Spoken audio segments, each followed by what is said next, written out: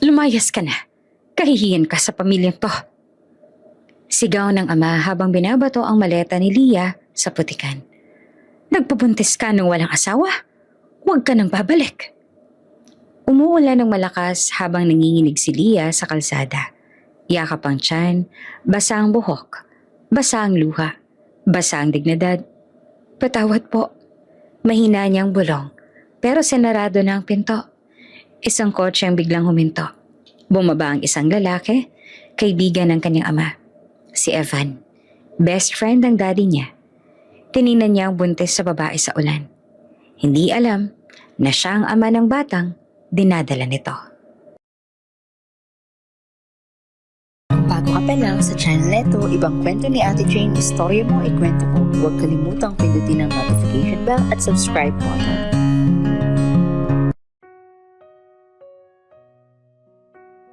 Hindi sanay si Amelia sa ganong klaseng ingay. Yung ingay na pino ang tawa.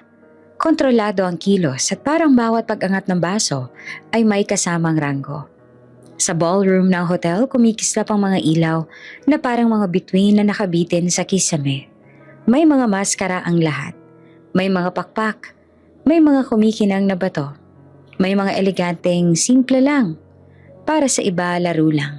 Para kay Amelia, para siyang tinulak sa entablado na hindi niya piniling tapakan.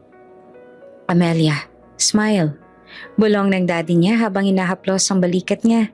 Halatang proud pero pagod sa pakikipagkamayan sa mga VIP at mga kapwa piloto. Konting tiis lang. Importanteng makita ka ng mga tao. 18 ka na. 18. Parang dapat masaya. Pero ang totoo, pakiramdam ni Amelia, mas lumiliit siya habang mas dumadami ang matang nakatingin. Naka-cream siya na gown. Hindi masyadong bongga pero halatang mahal. May maskara siyang puti na may manipis na gold na guhit sa gilid. Pinili niya iyon kasi simple. Kasi ayaw niyang magmukhang nag-iinarte. Kasi sa loob-loob niya, kahit gaanong siyang bihisan, parang may kulang pa rin. Naramdaman niyang kumunot ang tiyan niya sa kaba habang dumadaan sa kanila ang grupo ng mga flight attendant na sosyal. Ang mga anak ng mga kaibigan ng daddy niya na parang sanay sa ganitong mundo. Tawa dito, selfie doon. Oh my gosh, so nice to see you! Nahalatang rehearsed. Naupo siya sa isang sulok, malapit sa malaking halaman na pang-decor. Para may kaunting takip, umupo siya ng maayos. Nakangiti sa tamang dami, pero sa loob niya gusto niyang mawala. Bored siya, insecure siya, at higit sa lahat pakiramdam niya hindi siya belong. Kinuha niya ang baso ng juice sa tray na dumaan. Uminom ng kaunti. Sinilip niya ang dance floor, mga couples na umiikot, mga maskarang kumikislap, mga kamay na magkahawak. Ang ganda ng party, ano? May boses na lumapit. Babae, sweet, pero hindi niya kilala. Ikaw ba yung daughter ni Captain Reyes? Yes, sagot ni Amelia, pilit na nakangiti. Nice. Sabi nila top student ka raw. Future flight attendant or pilot? Sabay tawa na parang biro. Hindi pa po ako sure. Mahina niyang sagot. Sayang, ang daming opportunity sa aviation kapag may pangalan ka. Dagdag pa ng babae, sabay kindat. Tapos umalis na ulit sa crowd. May pangalan ka. Parang suntok na walang tunog. Hindi niya alam kung bakit biglang nag-init ang mata niya. Hindi naman niya kasalanan na anak siya ng kilalang captain. Pero minsan pakiramdam niya, wala siyang sariling identity. Larawan lang siya sa tabi ng daddy niya. Parang accessory sa career nito. Nang mapansin niya ang papalapit na grupo ng mga piloto, mga kaibigan ng daddy niya, agad siyang yumuko. Kunwari may inaayos sa strap ng bag niya. Ayaw niyang makipag-small talk. Ayaw niyang marinig ulit ang, "Uy, ikaw pala yung anak ni Captain Reyes?" Pero sa gitna ng lahat ng mukha at maskara, may isang tao na hindi niya agad napansin dahil hindi siya maingay. Naka-black suit siya. Simple, malinis ang gupit. Nakamaskarang dark gray na may konting silver sa gilid. Matangkad, broad ang balikat. Yung tindig, halatang sanay sa command. Pero may bigat sa paghinga. At ang mga mata, kahit sa liwanag ng ballroom, May lungkot na hindi na itatago. Napahinto si Amelia, parang may humatak sa dibdib niya. Captain Lucas Verdan. Kilala yon kahit hindi niya pa nakakausap ng matagal. Ilang beses niya na nakita sa bahay kapag bumibisita sa daddy niya. Laging marespeto, tahimik. Minsan ngumingiti pero parang may pinipigil. Sabi ng mami niya, "Si Lucas, mabait yan." Pero simula nung nangyari sa pamilya niya, parang may pader na. Alam naman ni Amelia ang kwento kahit hindi niya sinasadya. Naririnig niya sa bulungan ng matatanda. Namatayan ang asawa at anak sa plane accident. 7 years na siyang bachelor. 7 years na rin parang may anino sa likod ng bawat ngiti niya. At ngayon, heto siya, papalapit sa sulok ni Amelia. "Okay ka lang?" Tanong ng lalaki. Boses na mababa at mahinahon. Parang hindi bagay sa ingay ng party. Napatingin si Amelia sa paligid. Parang chinecheck kung siya ba ang kinakausap. Yes, okay lang po." "Hindi ka mukhang okay." May konting tawa sa dulo ng sinabi niya, pero hindi nakakatawa. Parang sinusubukan lang niyang gawing normal ang lahat. Napahigpit si Amelia sa hawak niyang baso. "Baka hindi lang po ako sanay." "Same." Umupo si Lucas sa kabilang upuan. Hindi masyadong malapit. Sapat lang para hindi na siya ma-offend. "Masquerade parties aren't really my thing." Nagulat naman si Amelia. Hindi niya in-expect na ganito siya ka-approachable. Sa isip niya, si Captain Lucas yung tipo ng taong hindi nag-aaksaya ng oras sa small talk sa mga batang kagaya niya. "Bakit po kayo nandito?" Tanong niya bago pa siya makapag-isip kung tama ba yon. Hindi agad sumagot si Lucas. Tumingin siya sa dance floor, sa mga taong umiikot na parang walang dinadalang problema. "Dahil kaibigan ko ang daddy mo," sagot niya sa wakas. "At dahil minsan, kailangan mo magpakita kahit hindi mo kaya." Tumama ang salita. Hindi niya alam kung bakit, pero parang nakita niya ang sarili niya doon. Tahimik silang dalawa sandali. Si Amelia nakatingin sa maskara niya. Parang gusto niyang itago ang mukha. Si Lucas nakatingin naman sa malayo. Parang may iniisip na hindi niya masabi. "Amelia!" Biglang tawag ng daddy niya mula sa crowd. "Andyan ka pala!" Nanlamig naman si Amelia. Automatic siyang tumayo. Pero bago pa siya makalapit sa daddy niya, narinig niya ang boses ni Lucas. Mahina, parang bulong. "Don't take your mask off." Napalingon siya at naguluhan. "Ha?" Ngumiti si Lucas ng bahagya. "Mas okay kung sa isang gabi kang ikaw lang. Walang expectations. Walang title." Hindi niya alam kung bakit pero tumango siya. Lumapit ang daddy niya. Masayang masaya. "Lucas, andyan ka pala. I'm glad you made it." Tumayo si Lucas at nakipagkapay ng maayos. "Hindi ako pwedeng hindi pumunta."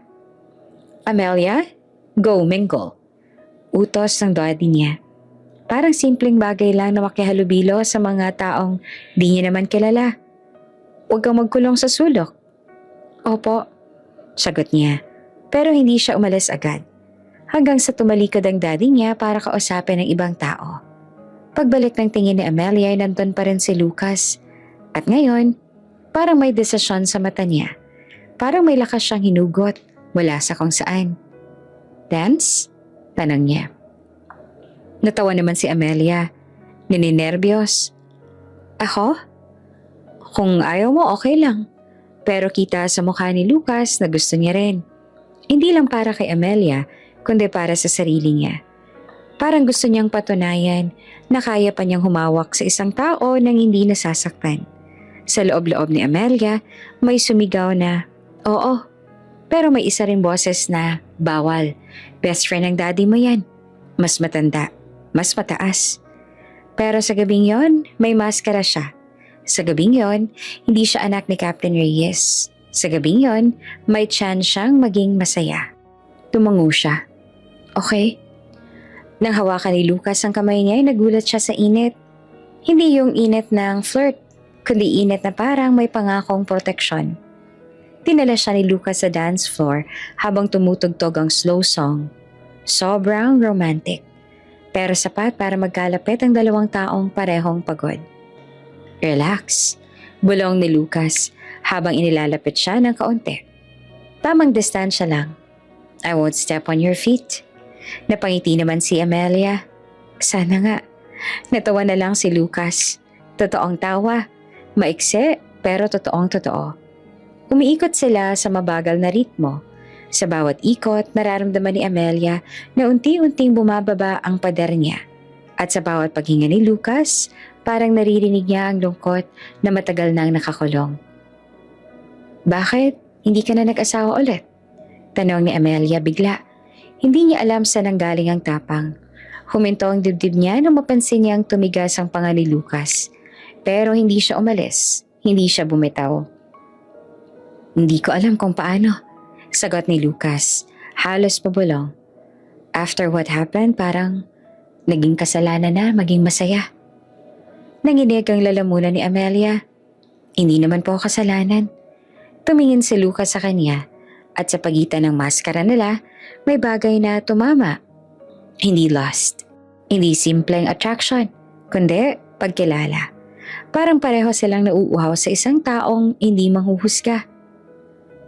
Anong pangalan mo? Tonight? Tanong ni Lucas. Mahina na parang naglalakad sa manipis na yelo. Nag-isip si Amelia, tapos biglang ngumiti. Mia? Mia. Ulit ni Lucas. Parang tinakman ang pangalan. Ako? Luke. Luke. Ulit ni Amelia. At doon sa gitna ng ballroom, sa ilalim ng ilaw, sa pagitan ng maskara at lungkot, bigla silang naging dalawang taong walang title, walang kwento na kailangang ipaliwanag. Nagpatuloy ang sayaw hanggang sa lumalim ang gabi. Hindi niya alam paano sila napunta sa isang tahimik na hallway, malayo sa ingay. Paano siya napasandal sa pader habang si Lucas naman ay nakatapat sa kanya. Nanginginig ang kamay na humahawak sa kanya. Hindi dahil sa pagnanasa lang, kundi dahil sa takot na baka maling-mali ito. Mia, bulong ni Lucas na napapapikit. Parang may pinipigilan. I shouldn't. Then don't. Sagot ni Amelia. Pero ang kamay niya, siya mismo ang naglalagay sa pisngi ni Lucas. Pero kung titigil ka, babalik ako sa sulo ko. Babalik ka sa lungkot mo. At pagod na ako. May katahimikan. Yung katahimikan na parang huling pagkakataon bago ang pagguho. At nang magtagpo ang labi nila, hindi ito parang party kiss. Hindi ito laro. Para itong dalawang taong nalunod at sabay nakahinga. Hindi niya alam kung paanong naging isa pang halik, isa pang yakap, isa pang pagtanggal ng takot. Hindi niya alam paano siya napunta sa isang silid na parang malabo sa isip, pero malinaw sa pakiramdam. Mainit, totoo, at puno ng hikbi. Gabi iyon ang pagkapit. Gabi iyon ang pag-amit. Kahit walang salita, gabi iyon na pareho silang sumuko sa pangangailangan ng isang taong marunong mag-alaga, kahit pansamantala. At nang sumikat ang umaga, nagising si Lucas na mabigat ang dibdib. Hinahanap ang init sa tabi niya, pero walang tao. Ang kama, malamig na. Ang hangin, tahimik. Wait, bulong niya at pumangon at tumingin sa paligid. Mia? Walang sagot. Sa mesa, may isang peraso ng note na nakasulat na mabilis sa sulat kamay. Salamat. Pasensya. Huwag mo na akong hanapin. Nanlaki ang mga mata ni Lucas. Hinawakan niya ang papel na parang pwedeng maglaho anumang oras. Lumabas siya sa hallway. Tumingin sa labas ng pintana. May araw na, pero sa loob niya, parang bumalik ang gabi. Hindi niya nakita ang mukha ng babae. Hindi niya alam kung sino siya. Pero alam niyang may nangyari sa kanya na matagal na hindi niyang inakalang imposible. At sa unang pagkakataon, sa loob ng 7 taon, may pangalan na umiikot sa isip niya kahit hindi niya sigurado kung totoo.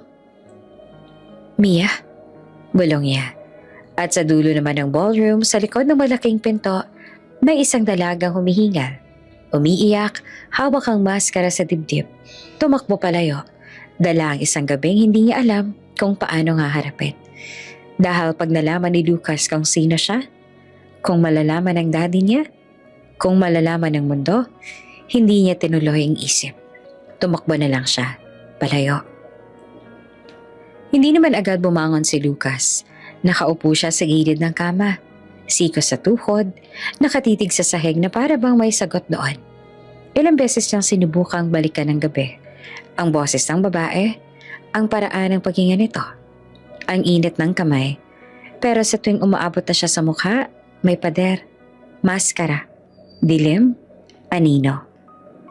Ang tanga mo, mahina niyang sabi sa sarili. 7 taon na siyang maingat.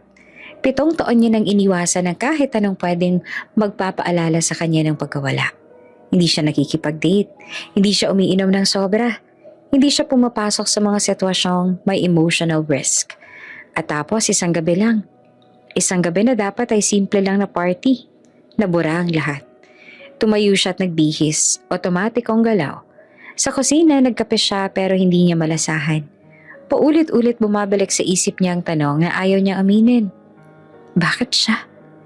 Hindi niya alam ang pangalan, hindi niya alam ang mukha, pero may nararamdaman siyang totoo. Hindi kilig, hindi libog, kundi pahinga. Parang may taong nakinig kahit wala siyang sinasabi. Umiling siya. Move on, utos niya sa sarili. May training camp siya sa Cebu, 2 linggo. Perfect timing. Trabaho, disiplina, routine. Lahat ng alam niyang panlaban sa alaala. Samantala, sa kabilang dulo naman ng lungsod, hindi pa rin makalabas ang banyo si Amelia. Nakaupo siya sa malamig na tiles, yakap ang tuhod. Hawak ang maskarang hindi niya tinanggal kagabi. Nanginginig pa rin ang mga daliri niya, hindi dahil sa lamig, kundi sa bigat ng ginawa niya. Anong ginawa mo? Pabulong niyang tanong sa sarili. Hindi siya nagsisisi sa nararamdaman. Doon siya mas natatakot. Best friend ng daddy niya si Lucas, isang piloto. Mas matanda, isang lalaking may sugat na hindi niya alam kung kaya ba niyang gamutin. At siya, isang 18 anyos lamang na babae na dapat ay nag-aaral. Hindi gumigising na may alaala ng isang gabing hindi pwedeng maulit. Tumayo siya, nagilamos, tiningnan ng sarili sa salamin. Walang bakas ng kagabi sa mukha niya, walang marka, walang maskara. Pero sa mata niya ay may takot. Hindi niya dapat malaman. Desisyon niya na diretso, kahit na kailan. Lumabas siya ng banyo, tahimik na parang walang nangyari. Sa sala, naroon ang mommy niya, abala sa telepono. Ang daddy niya naman ay may inaayos na flight document sa mesa. Good morning, pilit niyang sabi na normal ang boses. Morning, sagot naman ng daddy niya na hindi tumitingin. May pasok ka mamaya? Opo. Wala naman nakapansin, walang nakahalata. At mas lalo siyang natakot dahil ibig sabihin, madali rin niyang maitago. Sa mga sumunod na araw, parang multo ang gabi sa isip nilang dalawa. Kay Lucas, kahit anong gawin niya, mag-ehersisyo, magbasa ng manuals, makipag-usap sa mga kasamahan, may sandaling sumisingit ang alaala ng babae. Isang halakhak, isang himig, isang katahimikan na hindi niya naranasan kahit kailan. Kalokohan. Giit nga sa sarili. Hindi mo siya kilala. Kay Amelia naman, bawat salamin ay paalala. Bawat balita tungkol sa aviation, bawat pangalan na maririnig niya sa bahay, baka bangitin si Lucas, ay parang kabog sa dibdib. At dumating na nga ang araw ng alis ni Lucas. Nasa airport si Amelia kasama ang daddy niya. May pasok pa sana siya pero hinila siya ng mami niya para magpaalam sa mga kaibigan ng pamilya. Ayaw niyang sumama pero wala siyang dahilan para tumanggi.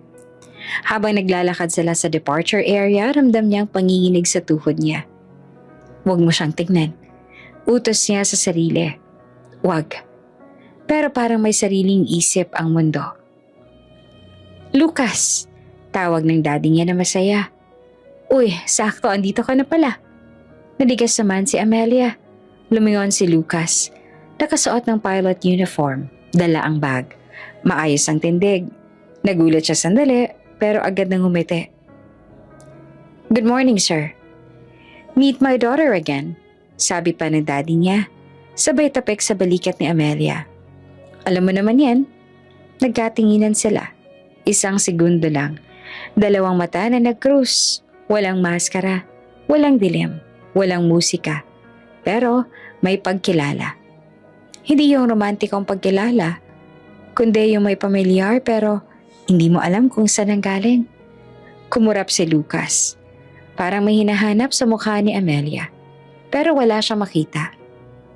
"Hi," sabi ni Amelia na maingat. "Good morning po." "Good morning," sagot naman ni Lucas. Magalang, walang bakas ng kagabi sa boses niya. "Pupunta ka rin?" "Opo," sagot niya agad. Maling sagot.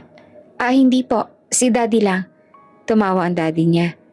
"Ay, oo nga pala. Ikaw, Lucas. Cebu, di ba?" "Yes, sir. Training." "Good luck. Alagaan mo ang sarili mo." Dagdag pa ng daddy niya. Nagkipit balikat na lamang si Lucas. Ngumiti. Tapos isang sandaling hindi inaasahan ni Amelia, tumingin siya ulit sa kanya. Diretso. Hindi malandi. Hindi mausisa. Parang gusto lang siguraduhin ng isang bagay. "Nice seeing you," sabi niya. "Opo," sagot ni Amelia. "Ingat po." Hindi siya ngumiti. Hindi rin siya umiwas. Pero sa loob niya, may sigaw na gusto nang lumabas. Nang umalis si Lucas papunta sa boarding gate, saka lang huminga si Amelia. Parang may bumitaw na hawak sa dibdib niya, pero may naiwan pa rin kirot. "Okay ka lang?" tanong ng mommy niya. "Opo," sagot niya agad. "Medyo pagod lang." Sa eroplano, nakaupo si Lucas sa bintana. Pinikit niya ang mata niya sandali. Hindi niya alam kung bakit, pero may pakiramdam siyang may nakaligtaan. May isang peraso ng puzzle na hindi niya mahanap.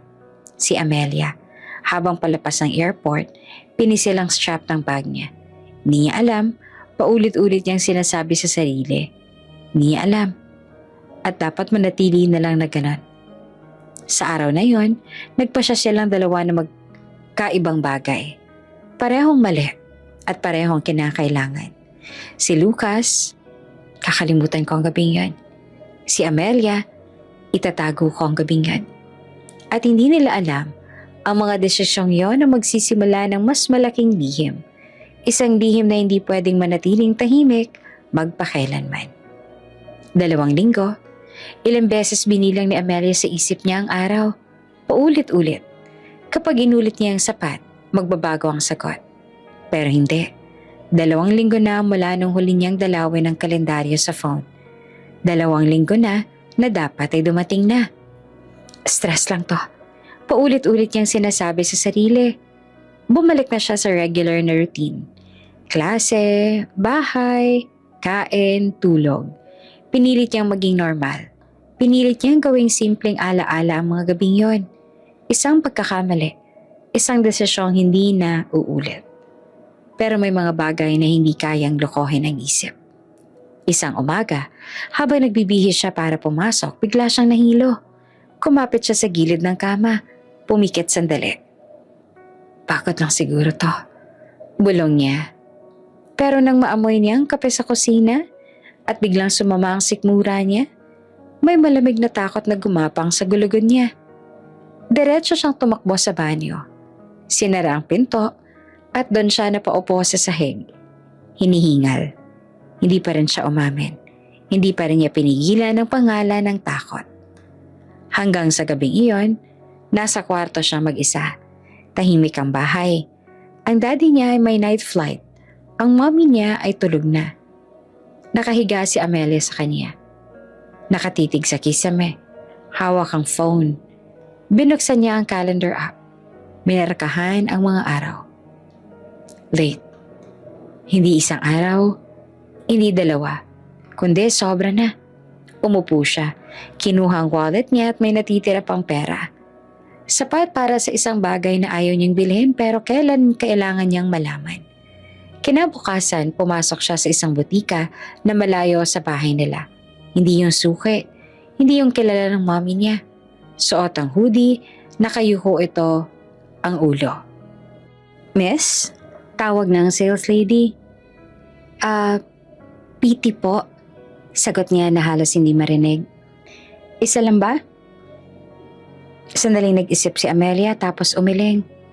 2 po. Paglabas niya ng butika, nanginginig ang kamay niya. Parang mas mabigat ang supot kaysa dapat. Umuwi agad siya. Diretso sa kwarto. Sinarado ang pinto, nilock. Sa banyo, inilapag niya ang 2 kahon sa lababo. Pinagmasdan niya ang sarili sa salamin. Maputla.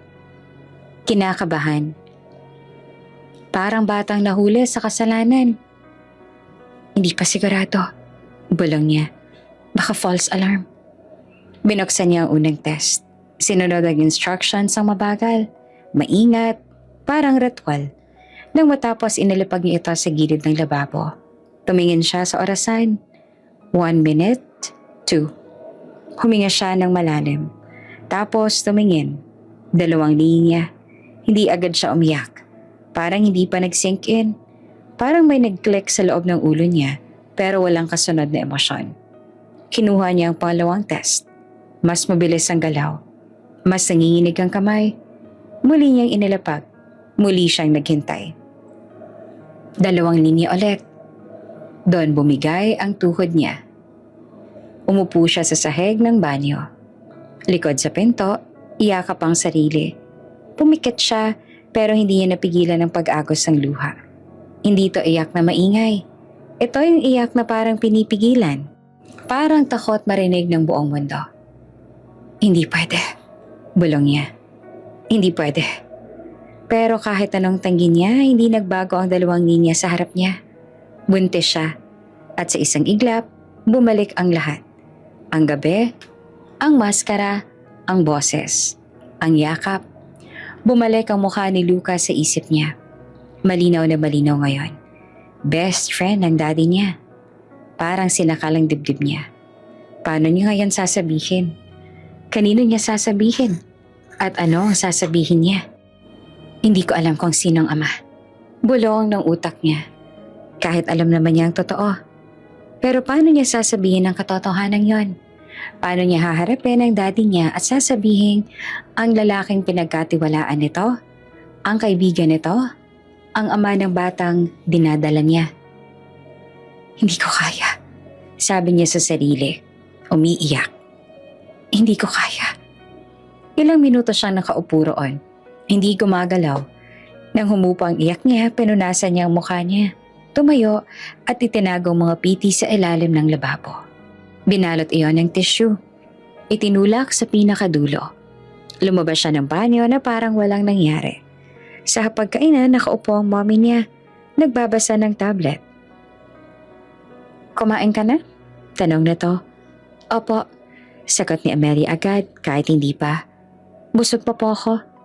Tumango lamang ang mommy niya. Walang hinala. Sa kwarto, humiga si Amelia sa kama. Nakatagilid. Yakap ang unan. Nakatingin siya sa pader. Pero sa isip niya, may tanong na paulit-ulit bumabalik. Anong gagawin ko? Hindi siya makatawag kahit kanino. Wala siyang kaibigang mapagsasabihan. Hindi niya kayang sabihin sa mommy niya, lalong-lalo na sa daddy niya. At kay Lucas, hindi pwede. Hindi ngayon, hindi kailanman. Iyon ang sinasabi ng takot niya. Kinabukasan, pumasok siya sa klase, pero wala siya roon. Nakaupo siya sa upuan, nakatitig sa board. Pero ang iisip niya ay ang maliit na buhay na nagsisimula sa loob niya. Isang buhay na hindi niya hiniling, pero hindi rin niya kayang itaboy. Hinawakan niya ang tiyan niya nang hindi namamalayan. Parang gustong humingi ng tawad. Pasensya na, bulong niya. Hindi ko alam kung paano ka ipagtatanggol. Sa araw na yon, gumawa siya ng desisyon. Hindi dahil matapang siya, kundi dahil natatakot siya. Hindi muna siya magsasabi. Itinago niya ang lahat. Itatago niya ang bata. Itatago niya ang gabi.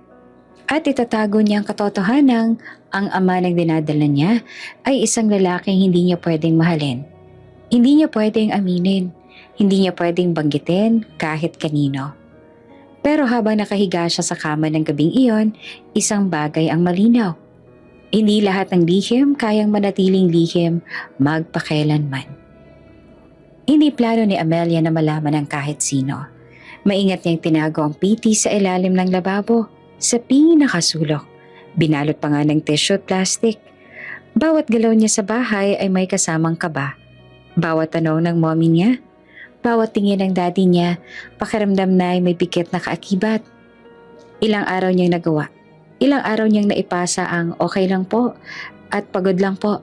Hanggang sa isang hapon. Sa pagmamadali niyang maganda papasok, nakalimutan niya ang isang bagay. Nakalabas ang isang kahon. Hindi niya napansin, hindi niya nakita na bahagyang bukas ang cabinet sa banyo. Ang mommy niya ang unang pumasok doon. Amelia? Tawag nito sa hallway. Iba ang tono. Hindi nagtatanong kundi nagdududa. Nanlamig ang batok ni Amelia. Huminto ang kamay niya sa pag-aayos ng bag. Po, pumunta ka nga dito. Alam niya na. Bago pa siya makarating sa pinto ng banyo, alam niya na. Nakatayo ang mommy niya sa harap ng lababo. Hawak ang kahon. Maputla ang muka. Nanginginig ang mga kamay. Ano to? Tanong nito na mababa ang boses. Hindi naman agad nakasagot si Amelia. Bumigat ang lalamunan niya. Ma? Ano to, Amelia? Ulit ng mommy niya. Mas madiin. Huminga siya ng malalim. Piti po. Parang may pumutok sa hangin. Anong ibig mo sabihin, Piti? Tanong ng mommy niya, kahit malinaw naman. Napayuko si Amelia. Buntis po ako. Isang sampal ang sumunod. Hindi niya nakita ang kamay. Naramdaman lang niya ang hapde sa pisngi. Napaatras siya. Halos matumba. Kumapit sa pader. Ma? Nanginginig ang boses niya. Paano mo nagawa to? Sigaw ng mami niya. Nangingilid ang luha. Pinag-aral ka namin. Pinagkatiwalaan ka namin. Narinig ng daddy niya ang ingay. Lumabas ito mula sa kwarto. Hawak pa ang salamin. Ano nangyayari? Tanungin mo ang anak mo. Iyak ng mommy niya. Tanungin mo kung anong kahihiyan ang ginawa niya. Tumingin ang daddy niya kay Amelia. Nakita ang pulang pisngi. Ang luha. Ang piti sa kamay ng mommy niya. Unti-unting nag-iba ang ekspresyon nito. Mula sa gulat, naging galit. Amelia? Sabi nito na mabigat ang boses. Totoo ba ito? Tumango si Amelia. Umiiyak na. Opo. Buntis ka? Tanong ng daddy niya na parang hindi makapaniwala. Opo. Kanino? Diretsong tanong nito. Doon siya napahinto. Tumango ang ulo niya kanina. Ngayon, hindi na gumalaw ang bibig niya. Kanino, Amelia? Tumaas ang boses ng daddy niya. Hindi ko po pwedeng sabihin. Mahina niyang sagot. Hindi pa po. Parang binuhusan ng gasolina ang galit sa sala. Anong ibig mo sabihin hindi pwedeng sabihin? Sigaw ng mami niya. May lakas ng loob ka na magpabuntis pero wala kang lakas para sabihin kung sino ang ama? Ma, please. Umiiyak si Amelia. Hindi naman po ganun. Hindi ko po tinatago dahil gusto ko. Bakit? Singit ng daddy niya na nanginginig sa galit. Bakit ayaw mong sabihin? Huminga si Amelia ng malalim. Kailangan ko lang po ng kaunting oras. Pangako sasabihin ko rin po. Umiling ang mommy niya. Oras? Oras para ano, mag-imbento ng kwento? Hindi po. Mabilis siyang sagot. Totoo po ang sasabihin ko. Kailangan ko lang po. Enough! Sigaw ng daddy niya. Sabay hampa sa kamao sa mesa. Hindi kami magpapalaki ng anak na walang hiya. Na hindi alam kung sinong ama ng pinagbubuntis mo. Parang sinaksak ang dibdib ni Amelia. Napaupo siya sa sahig. Hindi na kinaya ng tuhod niya. Daddy, please. Nagmamakaawa siya. Anak niyo po ako. Hindi ko po kayo ipapahiya. Hindi ko lang po kayang sabihin ngayon. Anong sasabihin ng buong aviation community? Sigaw ng mommy niya, humahagulhol. Anak ng Captain Reyes, buntes ng walang ama. Alam mo ba kung anong ibig sabihin yan? Tahimik si Amelia. Hindi dahil wala siyang sagot, kundi dahil bawat salitang totoo ay masisira. Tumalikod ang daddy niya. Naglakad, pabalik-balik. Sa lahat ng kaibigan ko, sa lahat ng piloto, sa lahat ng pinagkakatiwalaan ko, ganitong isusukli mo? Hindi ko po sinasadya. Iyak ni Amelia. Hindi ko po ginusto. Pero ginawa mo. Putol ng daddy niya.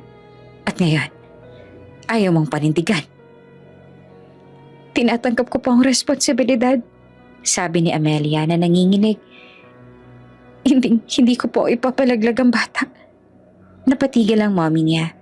Tumingin sa kanya na parang may halo ng galit at takot. Anong sinabi mo? Aalagaan ko po ang anak ko. Ulit pa ni Amelia. Kahit mag-isa. Mag-isa? Tumawa ang daddy niya. Walang saya. Sa mundong ginagalawan natin. Sa pangalan na dala mo? Lumapit siya kay Amelia. Tumingin sa kanya ng diretso. Huling beses kitang tatanungin. Sino ang ama? Tahimik si Amelia. Umiling siya. Isang mahabang katahimikan ang sumunod. Iyong katahimikan na mas mabigat kesa sa sigawan. Kung ganyan, sabi ng daddy niya sa wakas, malamig ang boses.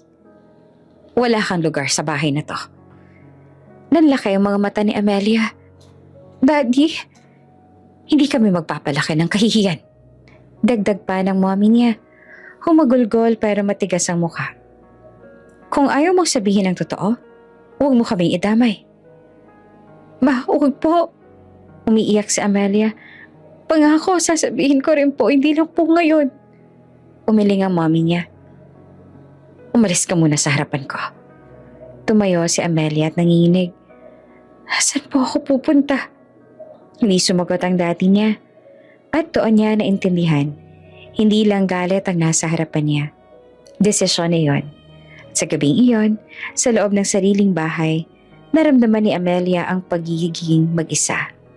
Hindi dahil wala siyang kasama, kundi dahil tinalikuran siya ng mga taong inasahan niyang magiging kakampi niya. At sa gitna ng katahimikan ng sala, isang tanong ang umuukit sa isip niya.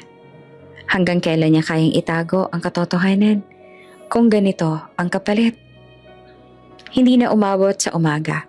Hindi na binigyan ng pagkakataon ni Amelia na mag-isip pa, magpaliwanag pa, o kahit umiyak ng maayos. Sa loob ng bahay na kinalakihan niya, mabilis ang naging desisyon. Parang mas mahalaga ang katahimikan ng pangalan kesa sa tibok ng puso ng anak. Mag-empake ka. Malamig ang boses ng daddy niya. Walang galit, walang sigaw. Mas masakit yon. Ang galit pwedeng humupa. Ang lamig, hindi. Daddy, nanginginig ang boses ni Amelia. Gabi na po, umuulan. Tumalikod ang mommy niya. Hawak ang panyo. Nangingilid ang luha pero hindi lumilingon. Mas mabuti nang umalis ka muna. Baka kung ano pang masabi ko. Ma, please. Pakiusap ni Amelia. Halos lumuhod. Buntis po ako. Anak niyo po ako. Saglit na huminto ang mommy niya, pero hindi pa rin lumingon. Anak ka namin. Mahina nitong sabi. Pero ang ginawa mo, hindi namin kayang ipagtanggol. Tumahimik ang bahay. Ang tanging maririnig ay malakas sa patak ng ulan sa bubong at bintana.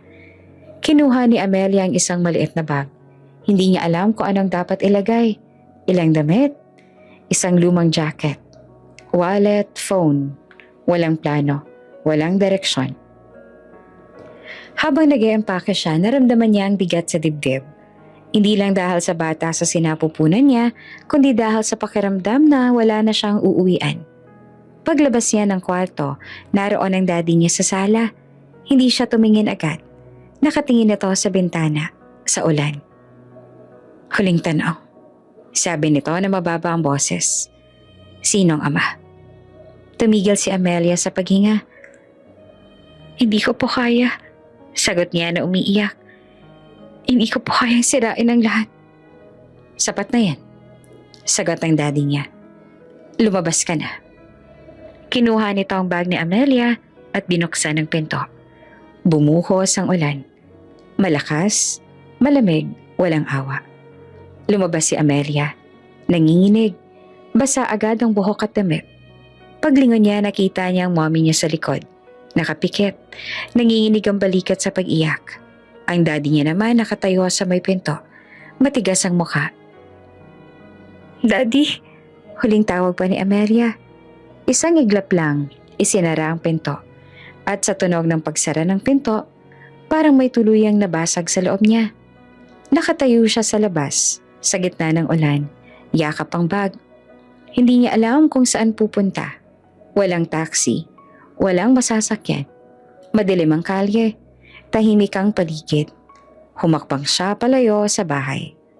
1, 2, 3. Bawat takbang, parang tinatanggalan siya ng lakas. Mabigat ang paa niya, mabigat ang katawan niya. Ramdam niya ang kirot sa puson, ang hilo sa ulo. Okay lang, bulong niya sa sarili. Kaya mo to. Laglakad siya patungo sa highway. Wala siyang plano. Umaasa lang na may dadaan. May sasakyan. May tutulong. Pero habang tumatagal, lalo lang lumalakas ang ulan. Basang-basa na ang jacket niya. Dumidikit ang damit sa balat niya. Nanginginig siya sa lamig at pagod. Hinawakan niya ang tiyan niya at pinisil ang marahan. Pasensya na, bulong niya. Hindi ko alam kung saan kita dadalhin. May dumaan na sasakyan. Mabilis, walang hinto. May ilaw tapos wala na ulit. Parang ang mundo'y dumaan lang, hindi tumingin. Lalong bumigat ang hakbang niya. Nagsimulang lumabo ang paningin niya. Ang mga ilaw ng sasakyan ay nagiging pahaba. Parang guhit. Huminto siya sandali. Yumuko. Sinusubukang huminga ng maayos. Hindi ngayon. Pakiusap niya sa sarili. Hindi ngayon. Pero hindi na sumunod ang katawan niya. Naramdaman niya ang biglang hilo, ang bigat ng ulo, ang panghihina ng tuhod. Bago pa siya tuluyang bumagsak. Huling pumasok sa isip niya ang mukha ng mommy niya, umiiyak. At ang likod ng daddy niya, hindi lumingon. Bumagsak siya sa gilid ng highway. Tahimik, malamig, basa. At sa gitna ng malakas na ulan, isang dalagang pinalayas dahil sa isang lihim ang nawala ng malay. Hindi alam kung may makakakita. Hindi alam kung may sasagip. Pero ang tadhana, kahit malupit ay may sarili ring oras. At sa dilim ng gabing iyon, may paparating na ilaw. Hindi pa niya alam kung ito ba ay simula ng kaligtasan o isa pang pagsubok na kailangan niyang harapin. Malakas ang ulan. Hindi yung ulan na pampalubag loob, kundi yung ulan na parang may galit. Humahampas sa windshield ng black SUV habang tahimik na nagmamaneho si Lucas pauwi. Kakagaling lang niya sa mahabang meeting. Pagod ang katawan. Mabigat ang ulo. Gusto lang niyang makarating sa kondo at matulog. Tahimik ang loob ng sasakyan. Tanging tunog ng wiper at ulan ang kasama niya. Hanggang sa may nakita siyang anino sa gilid ng kalsada. Isang katawan. Huminto ang hininga ni Lucas. Agad niyang inapakan ng preno at binaba ang bintana ng kaunti. Sa liwanag ng headlight, malinaw ang eksena. Isang babaeng nakahandusay sa basang kalsada. Yakap ang bag, walang malay. Damn it, bulong niya. Mabilis siyang bumaba ng sasakyan. Hindi alintana ang ulan at agad na bumasa sa suot niya. Lumuhod siya sa tabi ng babae. Marahang tinapik ang balikat. Miss, naririnig mo ba ako? Walang sagot. Basang-basa ang buhok ng babae, nakadikit sa mukha. Maputla ang balat. Nanginginig kahit walang malay. Wala itong make-up, wala ring ayos. Parang nilamon ng gabi. Hindi niya agad nakilala. Pero nang bahagyang itinaas si Lucas ang ulo nito, para siguraduhing humihinga, may kumurot sa dibdib niya. Wait, bulong niya. Hinawi niyang buhok sa mukha ng babae. At doon, sa ilalim ng ilaw at ulan, unti-unting lumitaw ang pamilyar na hugis ng mukha. Amelia? Nanlaki ang mga mata niya. Amelia Reyes? Walang sagot.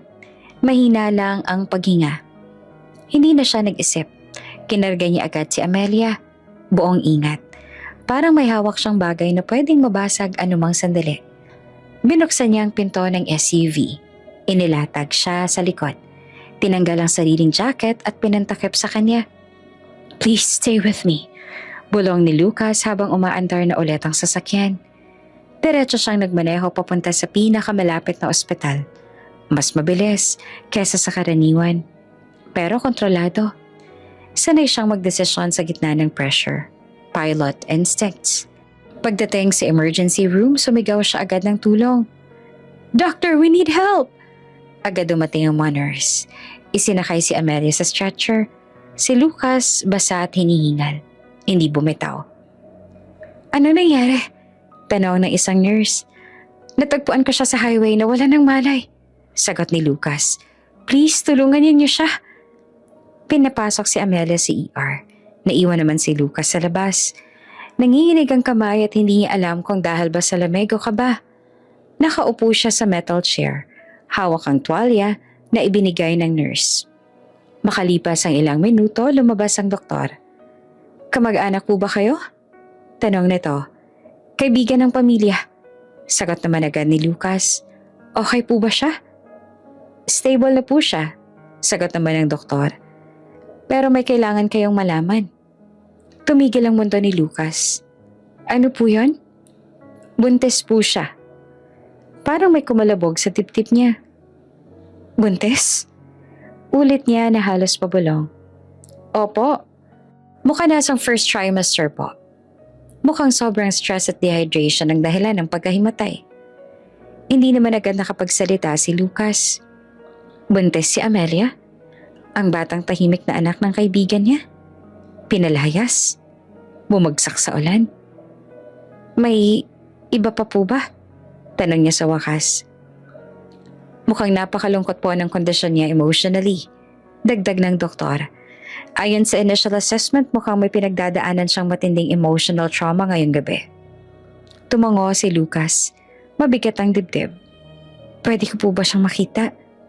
Pinayagan siya. Sa loob ng kwarto, nakahiga si Amelia. May IV, maputla pa rin ang mukha. Tahimik. Parang batang napagod sa pagtakbo. Lumapit si Lucas, marahan. Tumingin siya sa mukha nito. Walang maskara, walang pagtatago. Isang batang babae na parang binuhusan ng mundo ng sobrang bigat. Bumukas ang mata ni Amelia. "Lucas," mahina niyang sabi na parang nananaginip. "Shh!" Sagot naman agad ni Lucas at umupo siya sa tabi niya. "Nasa ospital ka. Safe ka na." Naglaho ang takot sa mata ni Amelia. Napalitan ng luha. "Pasensya na. Bakit ka nasa kalsada?" Tanong ni Lucas na maingat ang boses. Tahimik naman si Amelia saglit. Tapos ay pumikit siya at tuluyan ang bumigay. "Pinalayas po ako," bulong niya. "Kasi buntis po ako." Para may humigpit sa dibdib ni Lucas. "Sino?" Muntik niya nang itanong, pero pinigilan niya ang sarili. Kita niyang nanginginig ang katawan ni Amelia. Hindi ito ang oras. "Wala ka bang matutuluyan?" Tanong niya sa halip. Umiling si Amelia at umiiyak. "Wala po." Hindi na nagdalawang isip si Lucas. Hindi niya alam kung bakit, pero malinaw ang pakiramdam. Parang may responsibilidad siyang hindi niya maipaliwanag. "Hindi ka na babalik sa kalsada," mariin niyang sabi. Hindi na kita hahayaang mag-isa. Tumingin si Amelia sa kanya at nagulat. "Lucas, hindi ko po alam kung paano ako magpapasalamat." "Huwag mo nang isipin yan," sagot niya. "Magpahinga ka muna." Habang pinanonood niya si Amelia na unti-unting nakatulog ulit, may kakaibang sensasyon naman si Lucas. Hindi attraction, hindi awa lang. Parang may pwersang humihila sa kanya palapit. Parang instinct na protektahan ng taong ito. Hindi niya maintindihan kung bakit napakalakas ng concern niya. Hindi niya alam na sa gabing iyon, hindi lang isang babae ang sinagip niya mula sa ulan.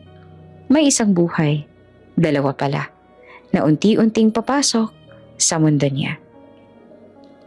Nagising si Amelia sa amoy ng antiseptic at sa mahinang tunog ng makina sa gilid ng kama. Dahan-dahan niyang idinilat ang mga mata. Maliwanag na ang paligid. Umaga na. Sandaling nalito siya hanggang sa bumalik ang alaala. Ang ulan, ang kalsada, ang pagdilim ng paningin, at pagkatapos si Lucas. Napalingon siya sa kanan. Nandoon si Lucas, nakaupo sa upuan, bahagyang nakasandal sa pader. Nakatulog na yata sa pagod. Nakalugay ng kaunti ang korbata. Hawak pa rin ng phone sa kamay. Lucas, mahina niyang tawag. Nagmulat ito ng mata agad. Parang sanay magising sa isang iglap. Hey, sabi niya na bumangon at lumapit. Okay ka na ba? Tumango naman si Amelia, kahit ramdam pa rin ang bigat sa katawan. Pasensya na po sa abala. Umiling naman si Lucas. Huwag mong isipin yon. Saglit siyang tumahimik at parang nag-iipon ng sasabihin. The doctor says you need rest and you shouldn't be alone. Alam na ni Amelia ang ibig sabihin ng mga salitang yon. At doon siya kinabahan. Lucas, wala po akong... Kung wala ka matutuluyan, putol ni Lucas. Mahinahon pero matatag ang boses. Doon ka muna sa guest room ko. Wala kang dapat ikahiya. Hindi kita hahayaang mag-isa. Naglaki ang mga mata ni Amelia. Sa inyo po? Oo. Sagot naman ni Lucas agad. Parang matagal niya nang pinag-iisipan. Temporary lang. Hanggang makabawi ka. Hanggang maging okay ka. Tumahimik si Amelia. Hindi dahil ayaw niya, kundi dahil natatakot siya. Sa sobrang lapit. Sa sobrang kabaitan. Sa katotohanang, mas magiging mahirap itago ang lihim kapag nasa ilalim siya ng iisang bubong kasama ang taong iyon. Lucas, mahina niyang sabi, pwede po bang huwag niyo sabihin sa magulang ko na nandoon ako? Tumigil si Lucas at nag-isip sandali. Bakit? Hindi pa po ako handa. Sagot niya, diretso. Hindi ko po kaya ngayon. Tumingin si Lucas sa kanya. Sinukat ang bigat ng mga salita. Okay, sabi niya sa huli. I won't tell them. Pero kailangan mong mangako. Hindi mo sasaktan ang sarili mo. At magpapahinga ka. Tumango si Amelia. Pangako po. Pagkalabas sila ng ospital, tahimik ang biyahe. Nasa likod na si Amelia. Nakabalot sa kumot. Pinagmasdan ng kalsada na unti-unting nagiging normal. Parang panaginip lang ang nangyari kagabi. Pero ramdam pa rin niya ang sakit sa katawan. Ang kaba sa dibdib. Pagdating sa condo ni Lucas, nagulat si Amelia sa ayos. Simple, malinis, walang kalat. Walang sobra. Parang lahat may lugar. Parang lahat kontrolado. Dito, sabi ni Lucas, binuksan ang pinto ng isang kwarto. Guest room. May sariling banyo. Kung may kailangan ka, sabihin mo lang. Salamat po. Mahina niyang sagot. Hawak ang strap ng bag niya. Habang inaayos niya ang ilang damit sa maliit na aparador, naramdaman niya nanginginig pa rin ang kamay nito. Ito na ba ang pinakamatalinong desisyon? Tanong ng isip niya. Pero sa bawat sandali na naaalala niyang ulan at ang saradong pinto ng bahay nila, alam niyang wala siyang ibang pagpipilian. Lumipas ang mga araw ng tahimik. Si Lucas, abala sa trabaho at training schedules, pero sinisiguradong may laman ang ref.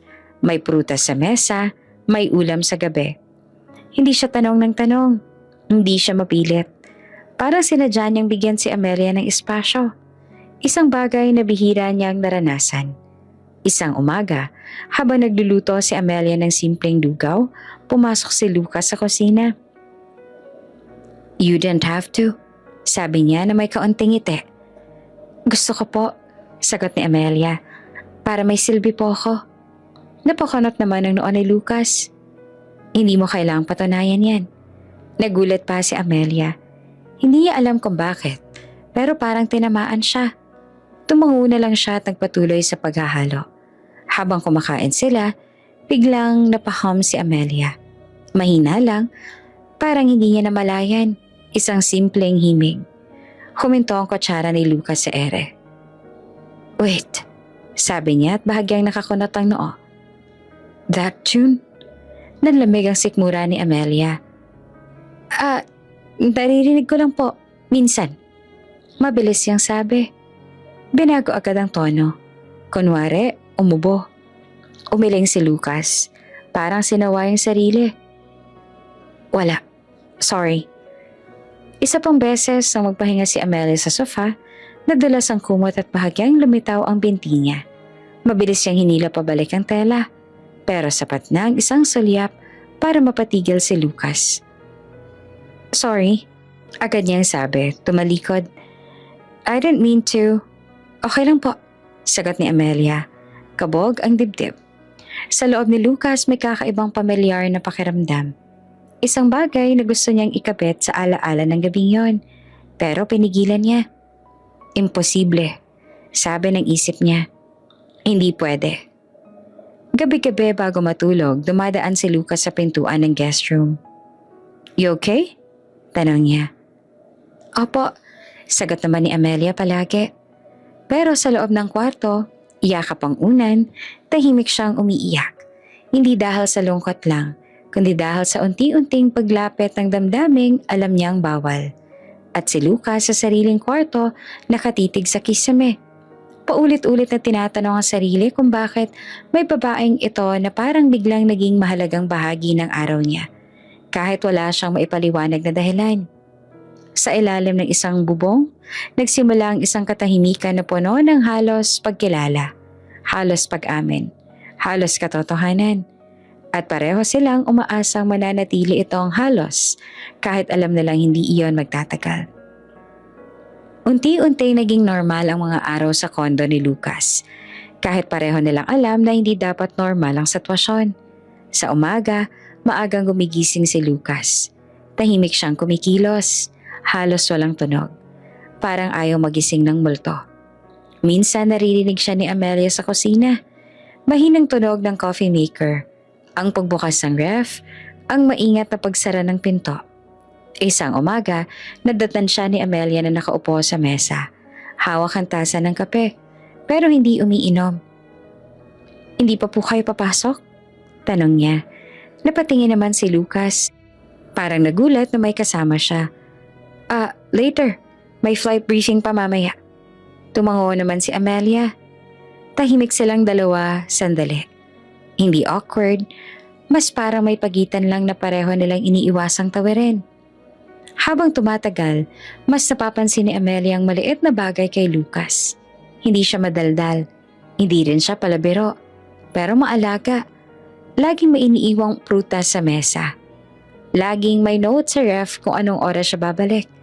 Laging sinisiguradong may laman ng grocery kahit hindi niya hinihingi. Isang hapon, habang naglilinis si Amelia ng sala, napansin niyang bukas ang pinto ng isang kwarto. Hindi ng guest room, kundi ang master's bedroom ni Lucas. Hindi niya balak pumasok, pero may isang bagay na humila sa atensyon niya. Isang litrato sa bedside table. Lumapit siya ng dahan-dahan. Parang may kasalanan. Sa frame may isang batang nakangiti. Hawak ang kamay ng isang maliit na bata. Parehong may suot na cap na may eroplano. Sa likod nila, runway. Napasinghap si Amelia. Asawa niya? Anak niya. Hindi niya na kailangang itanong. Kita sa mukha ni Lucas sa litrato. Mas bata, mas magaan, mas buo. Biglang mas bumigat ang dibdib ni Amelia. Hindi lang pala lungkot ang dala ni Lucas, may naiwan din siyang mundo. Mahal na mahal ka niya, bulong ni Amelia sa litrato. Hindi alam kung kanino niya kinakausap. Dahan-dahan siyang umatras palabas ng kwarto. Isinara ang pinto. Parang may nasagi siyang sugat na hindi kanya, pero ramdam niya ang kirot. Gabi iyon, nang bumigay siya. Tahimik ang kondo. Narinig lang ang mahinang tunog ng ulan sa labas. Hindi malakas, hindi galit, pero sapat para magpaalala. Nakahiga si Amelia sa kama. Nakatalukpong ang kumot, pero hindi siya makatulog. Bumabalik sa isip niya ang litrato. Ang babaeng iyon, ang batang iyon, ang lalaking nasa sala. Nanonood ng balita na parang walang iniintinding sakit. Hindi niya napigilan ang luha. Tahimik lang ang iyak niya. Yung iyak na parang hinihigo pabalik sa dibdib para hindi marinig. Pero kahit na anong pigil niya, may isang hikbe na kumakawala. At narinig iyon ni Lucas. Tumigil ang TV. Tumayo siya, dahan-dahan lumapit sa guest room at kumatok. Amelia? Mahinang tawag niya. Okay ka lang ba?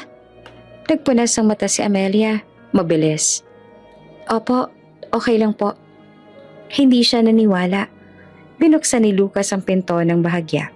Nakita niya si Amelia na nakaupo sa kama. Iyakap ang unan.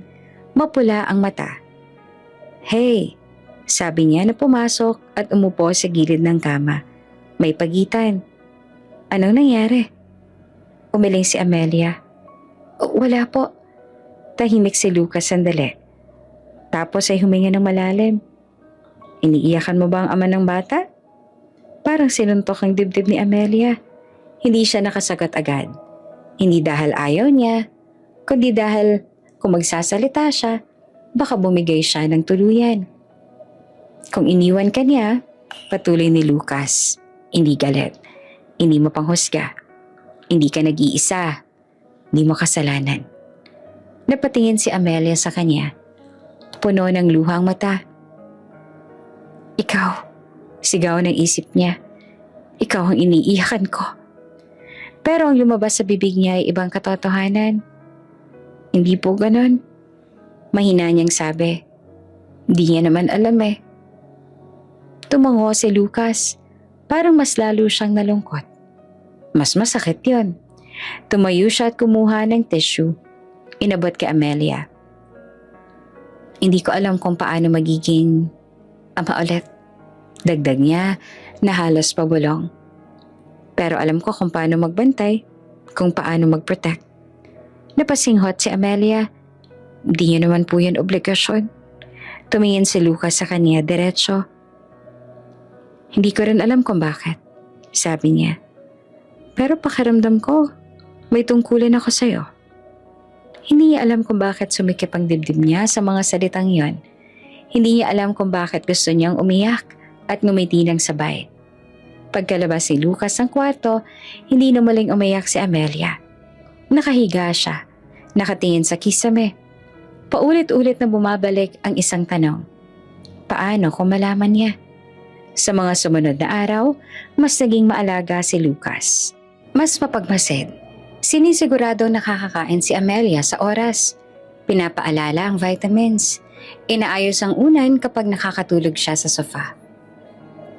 Hindi ka pabigat. Minsan bigla niyang sinabi habang inaabot ang isang basa ng gatas. Nagulat naman si Amelia. Ha? Para lang malinaw, sabi ni Lucas. Hindi ka pabigat. Ngumiti naman si Amelia. Maliit lang pero totoo. At doon sa pagitan ng mga simpleng araw at tahimik na gabi, may isang bagay na unti-unting namumuo. Hindi nila pinangalanan. Hindi nila hinayaan. Pero naroon. Para kay Lucas, si Amelia hindi na lang bisita. Isa siyang taong gusto niyang ipagtanggol laban sa mundong walang awa. Para kay Amelia, si Lucas ay hindi na lang tagapagligtas. Isa siyang lalaking dahan-dahang pumapasok sa puso niya kahit alam niyang bawal, kahit alam niyang masakit ang kahihinatnan. At sa gitna ng lahat ng iyon, may isang lihim na patuloy na humihinga sa pagitan nila. Tahimik, mabigat at naghihintay ng oras para sumabog. May mga araw na tahimik lang ang lahat at may mga araw na parang may gustong umusbong pero pinipigilan. Isa iyon sa mga hapon na pareho silang nasa kondo. Walang trabaho si Lucas, may follow-up check-up si Amelia kinabukasan kaya pinayuhan siyang magpahinga. Nasa kusina siya, nag-aayos ng prutas habang si Lucas ay nasa sala, nagbabasa ng flight manual. Hindi niya namalaya na napahuni siya. Mahina lang, halos wala. Isang simpleng himig na parang kusang lumalabas habang abala ang kamay niya. Wala siyang iniisip. Hanggang sa biglang tumigil ang paggalaw ni Lucas. Wait, sabi nito mula sa sala. Nanlamig naman ang batok ni Amelia. Yung tune na yan, dugtong ni Lucas. Saan mo ba yan natutunan? Hindi naman agad sumagot si Amelia. Parang naubusan siya ng hangin. Hindi ngayon. Sigaw ng isip niya. Huwag ngayon. Ewan ko po. Mabilis niyang sagot. Pilit na casual ang boses. Naririnig ko lang po minsan. Sa radyo siguro? Tumingin si Lucas sa kanya. Hindi mo panghusga pero may pagtataka. Para kasing pamilyar. Baka po pare-pareho lang talaga mga tono. Sagot naman ni Amelia. Agad na binagong himig at simulang humuni ng ibang kanta. Mas mabilis, mas masaya. Tumango si Lucas, pero hindi nawala ang kunot sa noon niya. Umupo siya ulit, pero hindi na makapagbasa. May bumabalik sa isip niya. Isang gabi, isang babae. Isang himig na sinasabayan ng katahimikan. Imposible.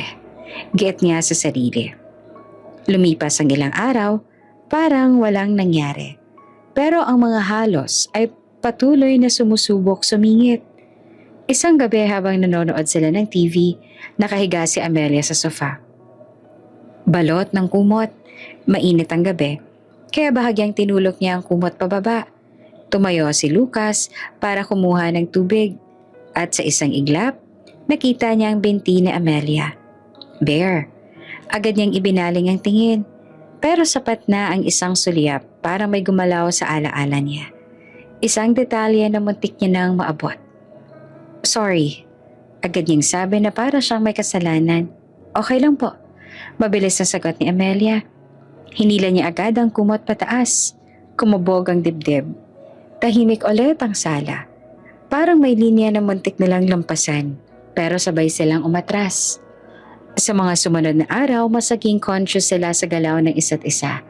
Mas maingat, mas tahimik, pero may tensyon. Hindi yun mabigat, kundi yung parang hinihintay kung sino ang unang magsasalita. Isang hapon, nagmamadali si Amelia papunta sa kusina para kumuha ng tubig. Hindi niya napansin ang maliit na basahan sa sahig. Dumulas ang paa niya. Sa isang segundo, naramdaman niya ang malakas na kamay sa bewang niya. Nasalo siya ni Lucas bago pa tuluyang bumagsak. Napahawak siya sa dibdib nito. Si Lucas naman ay napayakap sa kanya para hindi siya matumba. Tahimik. Masyadong tahimik. Magkalapit sila. Masyadong magkalapit. Ramdam ni Amelia ang tibok ng puso ni Lucas. Ramdam ni Lucas ang init ng katawan ni Amelia. Okay ka lang? Tanong ni Lucas, mababa ang boses. Opo, sagot naman ni Amelia. Pero hindi pa rin sila gumagalaw. Nagkatinginan sila. Walang maskara, walang dahilan para umiwas. Pero may libong dahilan para tumigil. Amelia, biglang sabi ni Lucas. Parang may gustong sabihin na matagal nang naiipon. Po, sagot niya halos pabulong. Sandali namang nag-alangan si Lucas. Kita sa mata niya ang laban, ang pagnanais at ang takot. May gusto sana akong itanong.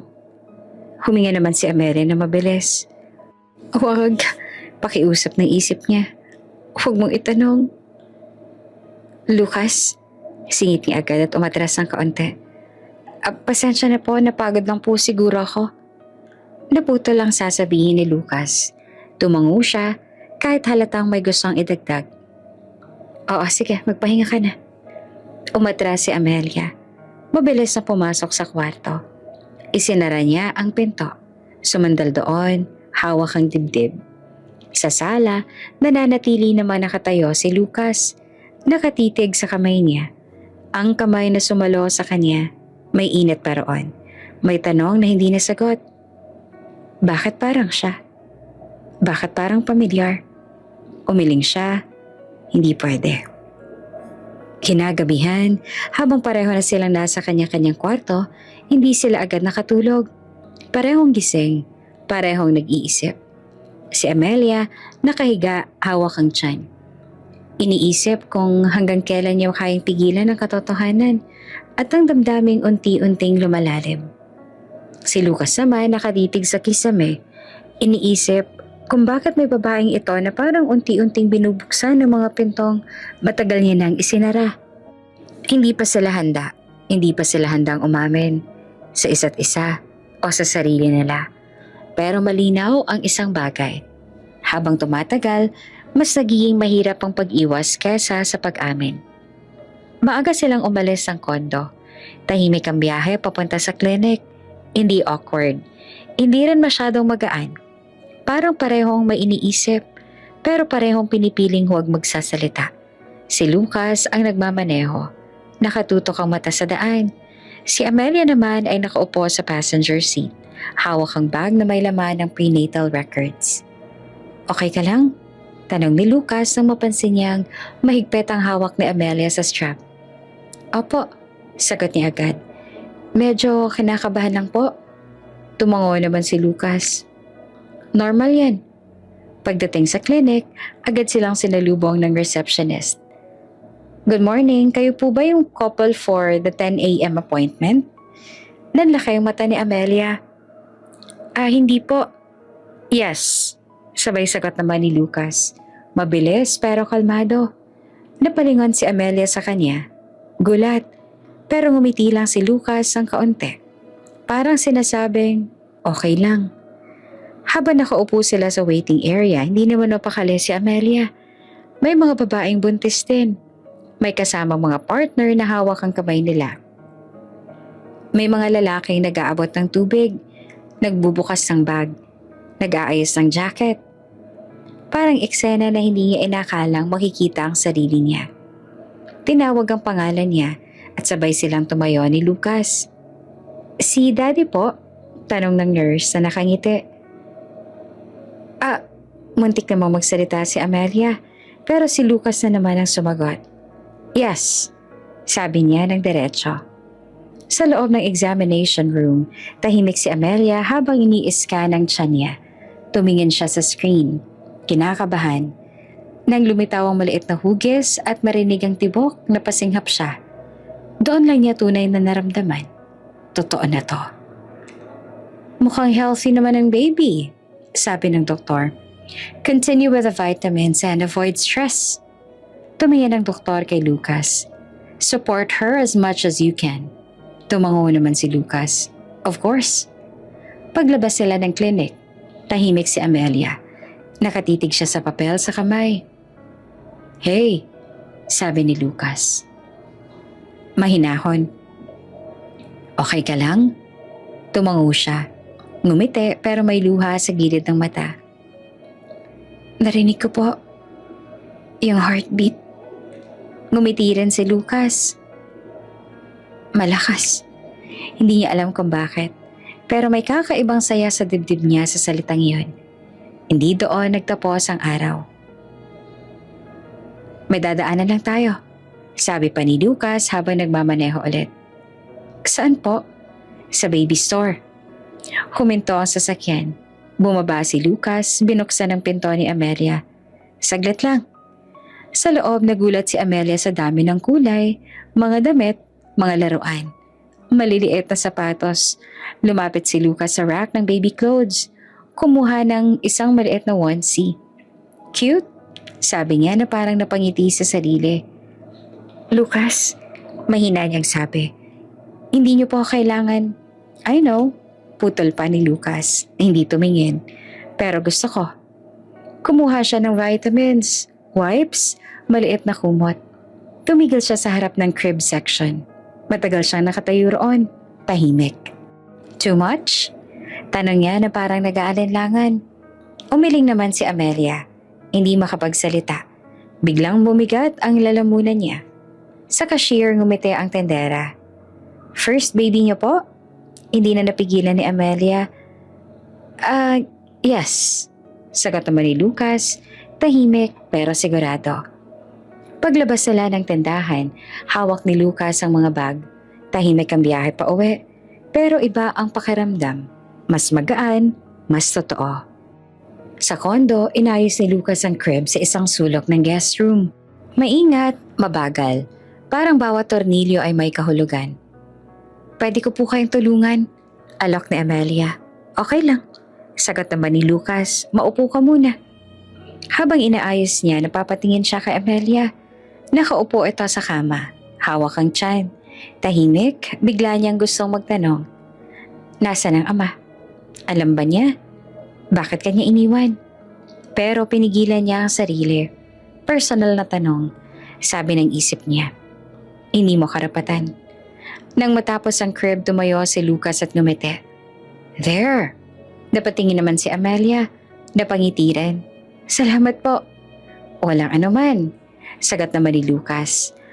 Para ready. Sa gabing iyon, sabay silang nagapunan. Simple lang. Sopas.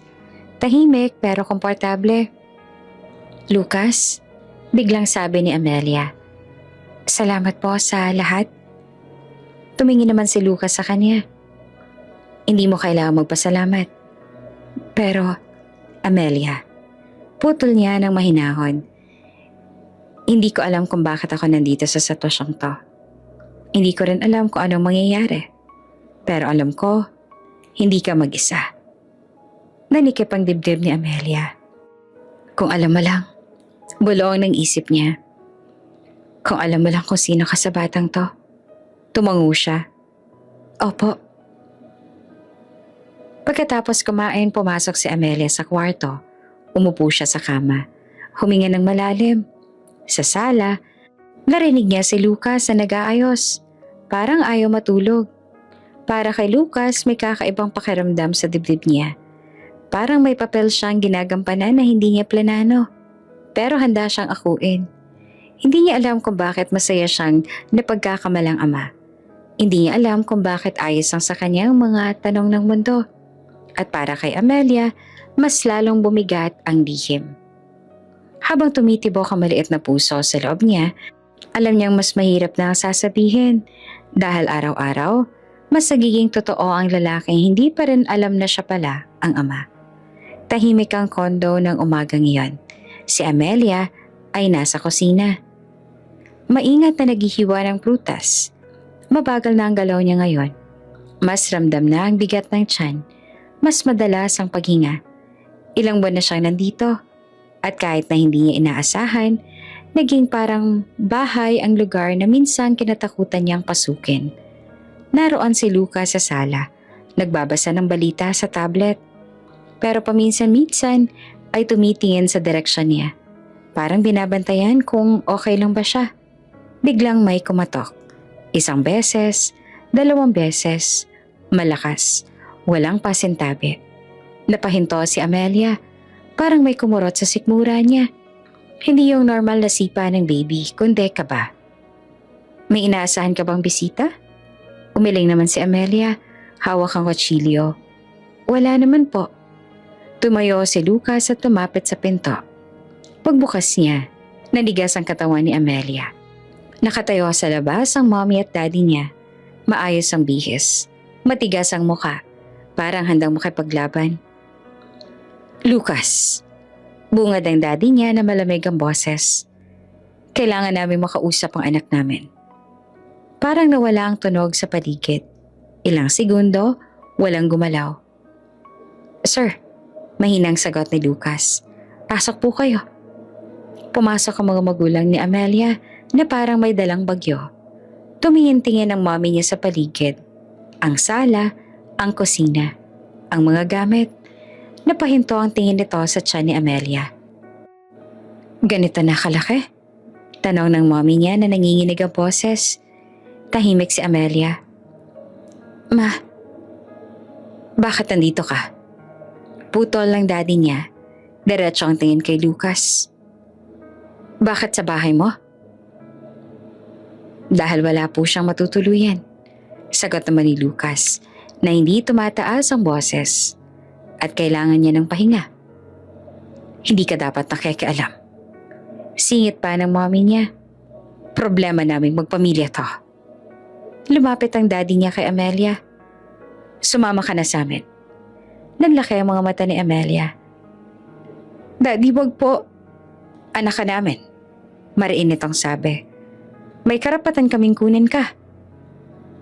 May karapatan din po akong pumili. Sagot naman ni Amelia. Nanginginig pero matatag. Matanda na po ako. Tingnan mo nga yung sarili mo. Sigaw ng mommy niya na humahagulgol. Buntis ka. Tapos nagtatago ka rito na parang wala kang ginawang kasalanan? Kasalanan ko po to, sagot ni Amelia na umiiyak. Pero hindi ko ipapahamak ang anak ko. Tumingin ang daddy niya kay Lucas. Naningkit ang mata. Ikaw ba ang dahilan kung bakit nagkalakas siyang loob na tumakas? Umiling naman si Lucas. Hindi po. Nandito siya dahil may nagmalasakit. Malasakit? Tumawa ang mommy niya na mapait. O may tinatago? Para may dumagan sa dibdib ni Amelia. Lumapit siya kay Lucas. Hawak ang braso nito. 1 kilos na hindi niya namalayan. Please, bulong niya na halos pabulong. Huwag mo po akong iwan. Narinig iyon ng mommy niya. Ano yan? Tanong nito na matalimang tingin. Anong ibig sabihin niya, Amelia? Lumunok si Amelia. Narinig ko po kayo noon. Sabi niya na nanginginig ang boses. Narinig ko po na mas mabuti pang mawala ang bata dahil kahihiyan siya. Napatigil ang mommy niya. Namutla. Hindi mo dapat narinig yun. Mahina nitong sabi. Pero narinig ko po, sagot ni Amelia. At simula na natakot na po ako. Tahimik ang sala. Mabigat. Parang lahat ay nakatingin sa isang sugat na matagal nang tinakpan. Lumapit si Lucas sa tabi ni Amelia. Hindi hawak, hindi yakap, pero malinaw ang posisyon. Nandyan siya. Hindi ko siya pipilitin, sabi ni Lucas sa mga magulang. Kung ayaw niyang sumama, hindi niyo siya pwedeng hatakan palabas. Hindi mo alam ang pinapasok mo. Mariing sabi ng daddy ni Amelia. Kapag kumalat to, mas mahalaga po ang kaligtasan niya. Putol pa ni Lucas. At ng bata. Hindi ka ama. Sagot ng daddy niya na malamig. Wala kang karapatan. Hindi naman sumagot si Lucas agad. Huminga siya ng malalim. Hindi man po ako ang ama. Hindi ibig sabihin na wala akong pakialam. Tumingin si Amelia sa kanya, puno ng luha. Sa sandaling iyon, alam niyang tama ang desisyon niyang manatili. Ayokong umuwi, sabi niya sa wakas, diretso sa mga magulang niya. Hindi pa po. Amelia, sabi ng mommy niya na halos pakiusap na. Kami ang pamilya mo. Alam ko po, sagot naman ni Amelia. Pero ngayon, hindi ko po kayo kayang pagkatiwalaan. Parang may bumagsak sa dibdib ng mommy niya. Umiyak ito ng tuluyan. Babalik kami, sabi ng daddy niya. Matigas pa rin ang mukha pero may bitak na sa boses. Hindi pa tapos to. Pag-alis nila, bumagsak ang katahimikan. Nanlambot ang tuhod ni Amelia. Kung hindi siya sinalo ni Lucas, baka naupo siya sa sahig. Sorry, bulong niya na humahagulgol. Nadamay ka. Umupo si Lucas sa tabi niya. Pantay ang mga mata. Hindi ka nag-iisa, sabi niya, at hindi kita bibitawan. Doon siya tuluyang umiyak. Hindi dahil sa takot, kundi dahil sa kauna-unahang pagkakataon, may taong piniling manatili kahit galit na ang mundo. At sa labas ng kondo, ang mga magulang ni Amelia ay umalis na may dalang galit, takot at isang lihim na hindi pa nila alam, na ang lalaking tinatanaw nilang hadlang ay mas malapit sa katotohanan kesa sa inaakala nila. Hindi pa tuluyang humuhupa ang kaba sa dibdib ni Amelia nang bumalik ang ingay. Isang tawag sa pinto, mas madiin, mas galit kesa kanina. Nanlaki ang mata ni Lucas. Stay here, sabi niya kay Amelia. Marahan pero mariin. Sa kwarto ka muna. Lucas, humabol si Amelia, nanginginig. Please. Ulit niya tsaka tumalikod. Pagbukas ng pinto, nandoon si Captain Reyes, ang daddy ni Amelia. Hindi nakasama ang mommy. Mag-isa, diretso ang tindig. Matigas ang mukha. Galit na galit. Anong klaseng ginagawa mo? Bungad nito na halos pasigaw. Bakit mo tinatago ang anak ko? Huminga ng malalim si Lucas. Sir, hindi ko po siya tinatago. Don't play dumb with me. Singhal ng matanda. Best friend kita. Pinagkakatiwalaan kita. Tapos dito ko malalaman na nasa bahay mo ang anak ko. Buntes at ayaw mong ibalik. Hindi po ako mahadlang. Sagot ni Lucas. Mahinahon pa rin. Ngunit si Amelia po ang ayaw umuwi. Dahil ginagatungan mo. Sigaw ng daddy niya. Kung gusto ko, ipapakulong kita. Kidnapping. Pagtatago ng menor de edad. Tumigil si Lucas. Tumingin siya diretso sa mata ng kaibigan. 18 na po si Amelia. Adult age. Hindi po siya minor. Parang sinuntok sa sikmura ang daddy ni Amelia. Huwag mo akong lecturean sa batas. Hindi po lecture. Sagot naman ni Lucas. Linaw lang. Hindi niya siya pwedeng pilitin kung ayaw niya. Problema naming magpamilya to. Mariing sabi ng matanda. Kaya huwag kang makikialam. Kung problema lang po ito ng pamilya, sagot ni Lucas. Tumitibay ang boses. Hindi niyo sana siya pinalaya sa gitna ng ulan. May katahimikan. 1 segundo, 2. Anong sinabi mo? Tanong ng daddy ni Amelia. Mababa ang boses. Natagpuan ko po siya sa highway. Sagot ni Lucas, diretso. Walang malay. Basang-basa. Buntes. Kung hindi ako dumaan, tumigil siya. Hindi niya na tinuloy. Hindi na kailangan. Nagbagong mukha ng daddy ni Amelia. May bahid ng gulat. Tapos, galit ulit. Hindi mo alam ang buong kwento. Alam ko pong nasaktan siya. Sagot ni Lucas. At ngayon, ang kailangan niya ay kaligtasan. Hindi sigawan. Hindi banta. Ginagamit mo ang sitwasyon. Singhal ng matanda. Para magmukha kang bayani. Umiling si Lucas. Wala po akong hinahabol. Talaga? Tanong ng daddy niya. Mapanuyang tawa. Bakit parang ikaw ang ama sa galaw mo? Prenatal check-ups? Baby stuff? Ano to, laro? Sa loob ng kwarto, narinig ni Amelia ang sigawan. Kumakabog ang dibdib niya. Gusto niyang lumabas pero natatakot siya. Baka lalo lang lumala. Sa sala, humigpit ang panga ni Lucas. Hindi po laro ang buhay ng bata, sabi niya. At hindi rin po laro ang mental health ng anak ninyo. Anak ko yan. Mariing sagot ang daddy niya. Ako magdedesisyon. Hindi na po, sagot ni Lucas. Malinaw at kalmado. Hindi na kapag sinasaktan na ang desisyon. Isang hakbang ang inilapit ng daddy ni Amelia. Halos magkadikit na sila. Huwag mong subukan ang pasensya ko. Hindi umatras si Lucas. Sir, sabi niya na mababa ang boses. Best friend niyo po ako. Ayokong umabot sa ganito. Pero hindi ko hahayaang hatakin ninyo palabas ang anak ninyo. Laban sa loob niya. May mahabang katahimikan na sumunod. Mabigat, parang pareho naghahanap ng hangganan. Sa wakas, bumuntong hininga ang daddy ni Amelia. Hindi dahil humupa ang galit, kundi dahil napagod. Hindi pa tapos to, sabi niya. Babalikan ko to. Pwede po, sagot ni Lucas. Pero habang nandito siya, safe siya. Umalis ang matanda na hindi lumingon. Pagkasara ng pinto, saka lang bumitaw ang tensyon sa katawan ni Lucas. Huminga siya ng malalim, tsaka lumingon sa hallway.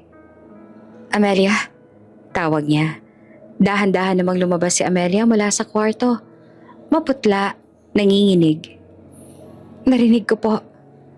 Lumapit si Lucas. Hindi hawak, pero malapit. Okay ka lang ba? Umiling naman si Amelia. Pasensya na po. Dahil sa akin, stop. Putol na Lucas, mahinahon. Hindi mo kasalanan. Napaupo si Amelia sa sofa. Napahawak sa tiyan. Takot po ako. Umupo si Lucas sa harap niya. Pantay ang mata. Hindi kita hahayaang matakot mag-isa. Paano po kung ipilit nila? Tanong ni Amelia, umiiyak. Paano kung hindi nila magagawa? Sagot ni Lucas. May karapatan ka at nandito ako. Tahimik silang dalawa sandali.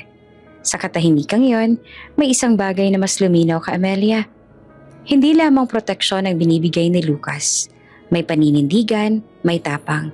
Salamat po, bulong niya. Tumango naman si Lucas. Magpahinga ka na. Mahaba pang araw.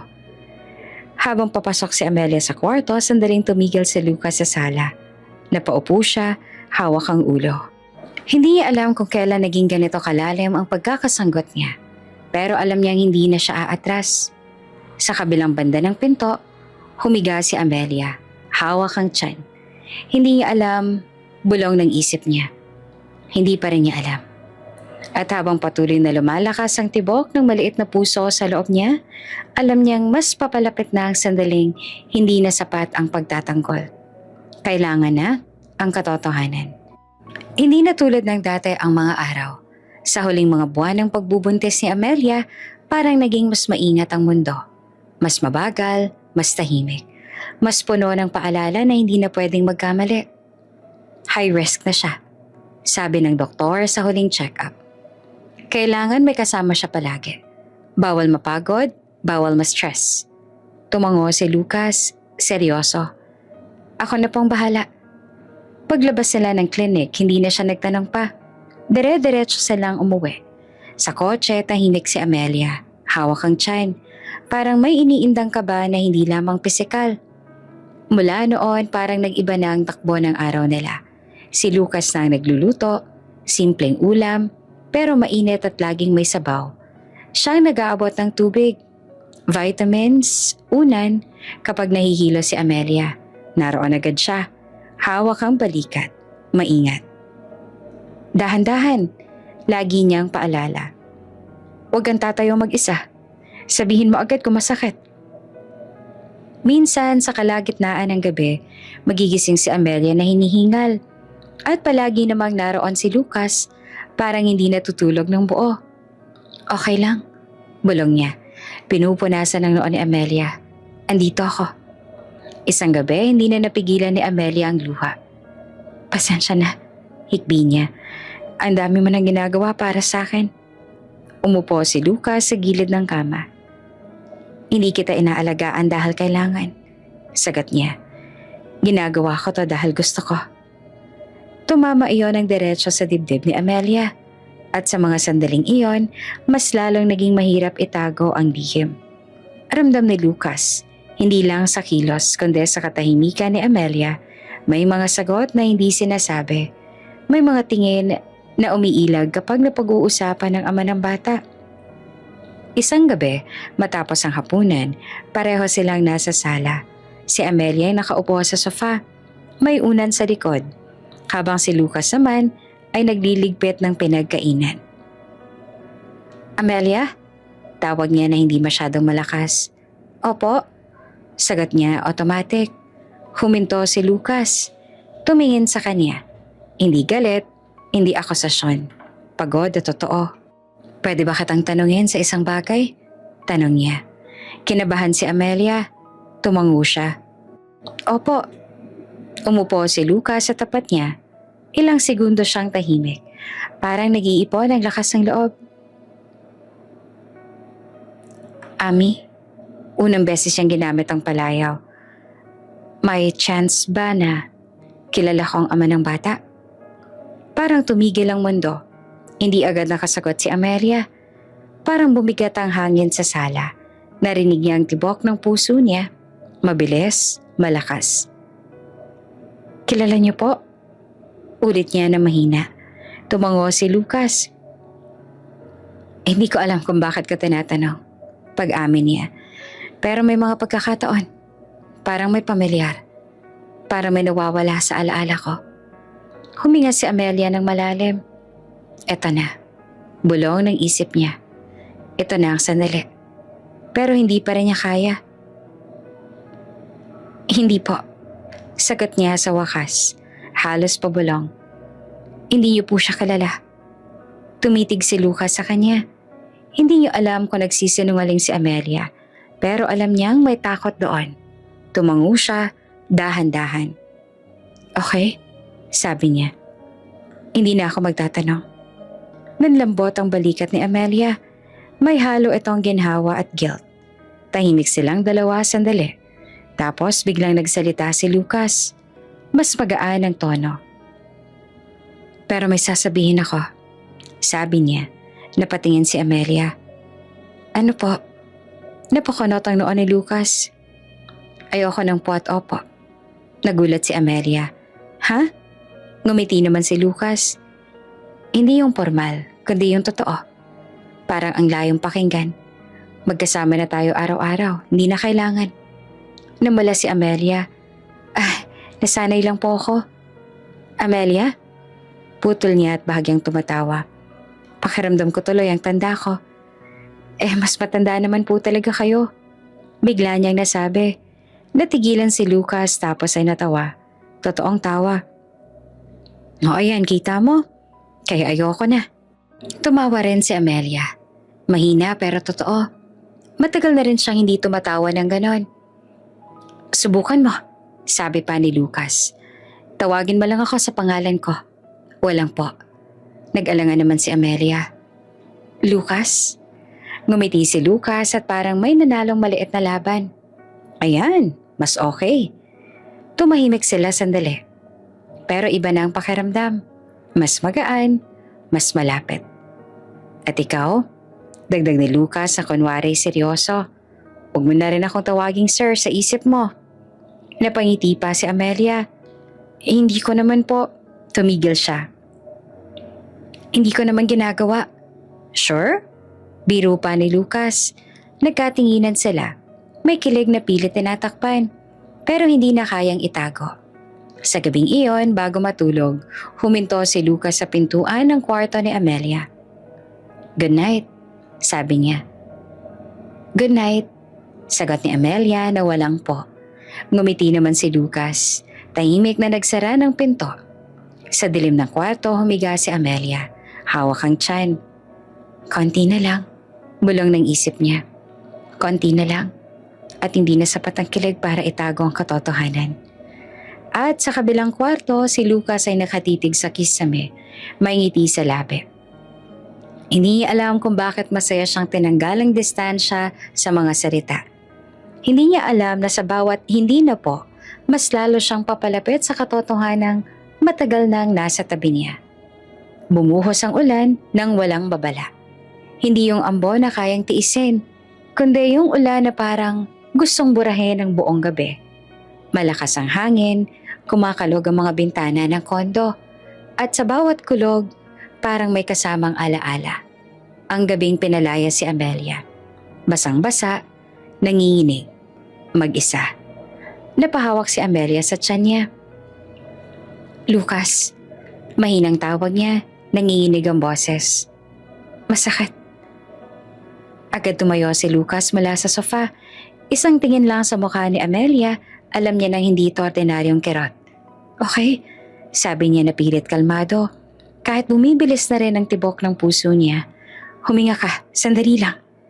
Sinubukan ni Amelia ang tumayo pero napasandal siya agad sa upuan. Napapikit sa sakit. Hindi ko kaya. Bulong niya. Lucas, parang labor na to, sabi ni Lucas. Diretso, we're going to the hospital now. Kinuha niya ang bag na matagal nang nakahanda. Mga dokumento, gamit ng baby, essentials, at lumapit siya kay Amelia. Inalalayan siya palabas ang kwarto. Sa labas ng kondo, sinalubong sila ng ulan. Malakas, malamig. Parehong eksenang hindi kailanman nawala sa alaala ni Amelia. Hindi na naman. Bulong niya na nangingilid ang luha. Ulan na naman. Huwag kang mag-isip, sabi ni Lucas. Hinigpitan ang hawak sa kanya. Tingnan mo lang ako. Pagdating sa parking, biglang napahawak si Amelia sa tiyan niya at napasigaw siya sa sakit. Napahinto siya sa paglakad. Lucas, hindi ko na kaya. Hindi na nagdalawang isip si Lucas. Kinaragan niya si Amelia. Buong buo. Buong ingat. Parang buhat niya ang pinakamahalagang bagay sa mundo. Hindi niya alintana ang ulan, ang basang sahig, ang bigat. Ang nasa isip niya lang, dalhin siya sa ligtas na lugar. Habang binubuhat niya si Amelia, gumalaw ang kumot na nakabalot sa katawan nito. Sa pagmamadali, natuklap ang tela at sa ilalim ng ilaw ng parking, may isang bagay na tumama kay Lucas na parang kidlat. Isang tattoo sa binte. Maliit pero malinaw. Isang simbolo na hindi niya malilimutan kahit pinilit niya. Dahil iyon ang parehong tattoo ng babaeng nakamaskara nung gabing hindi nawala sa isip niya. Nanlaki ang mata ni Lucas. Parang huminto ang oras. Hindi. Mahina niyang bulong. Halos hindi marinig sa gitna ng ulan. Hindi. Pwede to. Pero naroon ang ebidensya. Hindi panaginip. Hindi alaala. Totoo. Buhay. Nasa harap niya. Biglang nagdugtong-dugtong ang lahat. Ang boses, ang himig, ang paraan ng pagtawa. Ang mga halos, ang pagkakakilala na pilit niyang tinanggi. At ang gabing yon. Lucas, tawag ni Amelia at napapikit sa sakit. Anong nangyayari? Hindi siya agad nakasagot. Parang may sumabog sa loob niya. Gulat, takot, katotohanan. Pero kahit na nanginginig ang kamay niya, hindi niya ibinaba si Amelia. Hold on, sabi niya sa wakas, paos ang boses. Malapit na tayo. Sa loob ng sasakyan, halos hindi niya na namalayan ang pagmamaneho. Automatic ang galaw, pero magulo ang isip. Paulit-ulit na bumabalik ang imahe ng tattoo. Ang gabi, ang maskara. Ikaw pala. Pagdating sa ospital, sumigaw siya agad ng tulong. Dumating ang mga nurse. Inilagay si Amelia sa stretcher. Active labor, sabi ng isa. Dala na sa delivery room. Habang tinutulak ang stretcher, sinubukan ni Lucas sa sumunod, pero pinigilan siya ng nurse. Dito muna kayo, sir. Tumango siya, pero parang wala siyang narinig. Nakatayo siya sa hallway, basang-basa pa rin, hawak ang ulo. Bumabalik ang lahat. Ang tanong na ilang beses niyang pinigilan. Ang hinalang ayaw niyang paniwalaan. Ako ang ama? Parang bumigat ang dibdib niya. Hindi dahil sa takot lang, kundi dahil sa realization na matagal na pala siyang gumaganap sa papel na iyon nang hindi niya alam. Lumabas ang doktor makalipas ang ilang sandali. Kayo po ang kasama? Tanong nito. Opo, sagot naman ni Lucas sa mabilis. Kamusta po siya? Medyo mahirap po ang labor, sagot ng doktor. Pero mukhang kakayanin, kailangan lang niya ng lakas ng loob. Tumango si Lucas. Pwede po ba akong pumasok? Tiningnan siya ng doktor saglit tsaka tumango. Saglit lang. Sa loob ng delivery room nakita niya si Amelia. Pawis na pawis, nanginginig pero pilit na lumalaban. Nang makita niya si Lucas, may ginhawa sa mata niya. Lucas, bulong niya. Akala ko mag-isa na naman ako. Lumapit si Lucas at tinawakan ng kamay niya. Mahigpit, totoo. Hindi ka na mag-iisa. Sabi niya sa nanginginig na boses. Promise. Napatingin naman si Amelia sa kanya. Parang may nabasa sa mga mata niya na hindi pa niya kayang intindihin. Sa labas ng bintana, patuloy ang ulan. Parehong ulan na naging sakses sa pagtaboy at ngayon sa pagsilang. Habang humihiyaw si Amelia sa sakit, si Lucas naman ay nananatili sa tabi niya. Pero sa loob niya, may isang katotohanang tuluyan ng bumukas. Hindi na ito hinala. Hindi na ito what if. Alam na niya. At kahit nanginginig ang mundo sa paligid nila, alam niyang pagkatapos ng gabing ito, wala nang babalik sa dati. Dahil ang babaeng minsang naging lihim sa dilim ay ang ina ng batang isisilang ngayong gabi. At siya, si Lucas, ang ama kahit hindi pa sinasabi ng mga salita. Parang mas lalong lumakas ang ulan habang nasa loob ng delivery room si Amelia. Pawis na pawis siya. Nanginginig ang katawan sa bawat alon ng sakit. Hawak niya ang kamay ni Lucas. Mahigpit at parang iyon na lang ang nag-uugnay sa kanya sa mundo. Huminga ka. Paulit-ulit na sabi ni Lucas kahit siya mismo ay nanginginig. Tingnan mo ako. Andito ako. Pero sa loob niya hindi siya matahimik. Ang tattoo, ang alaala, Ang katotohanan hindi niya na kayang itanggi. Habang abala ang mga nurse, lumapit si Lucas sa tenga ni Amelia. Boses na halos pabulong. Amelia. Tumigil siya at huminga. Ako bang ama ng anak mo? Parang biglang tumahimik ang mundo. Tumigil ang paghinga ni Amelia. Dahan-dahan siyang napatingin kay Lucas. Wala nang lakas para magtago. Wala nang lakas para magsinungaling. Umiiyak at tumango siya. Isang maliit na tango, pero sapat na para gumuho ang lahat. Ako. Ulit ni Lucas. Halos hindi makapagsalita.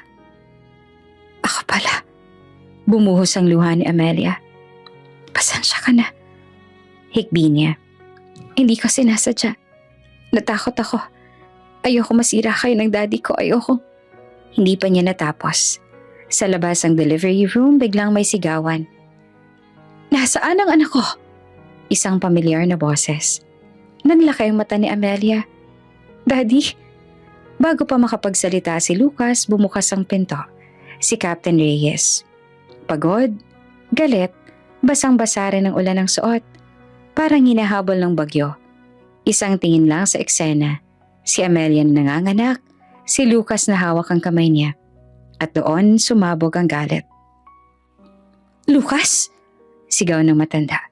Anong ginagawa mo rito? Tumayo si Lucas. Hinarap ang kaibigan. Sir, hindi na siya pinatapos. Isang suntok ang lumapag sa mukha ni Lucas. Napatumba siya. Halos matisod sa gilid ng kama. Napatili ang mga nurse. Hayop ka! Sigaw ni Captain Reyes. Nanginginig sa galit. Ikaw pala. Ikaw ang umubuso sa anak ko. Menor de edad pa siya.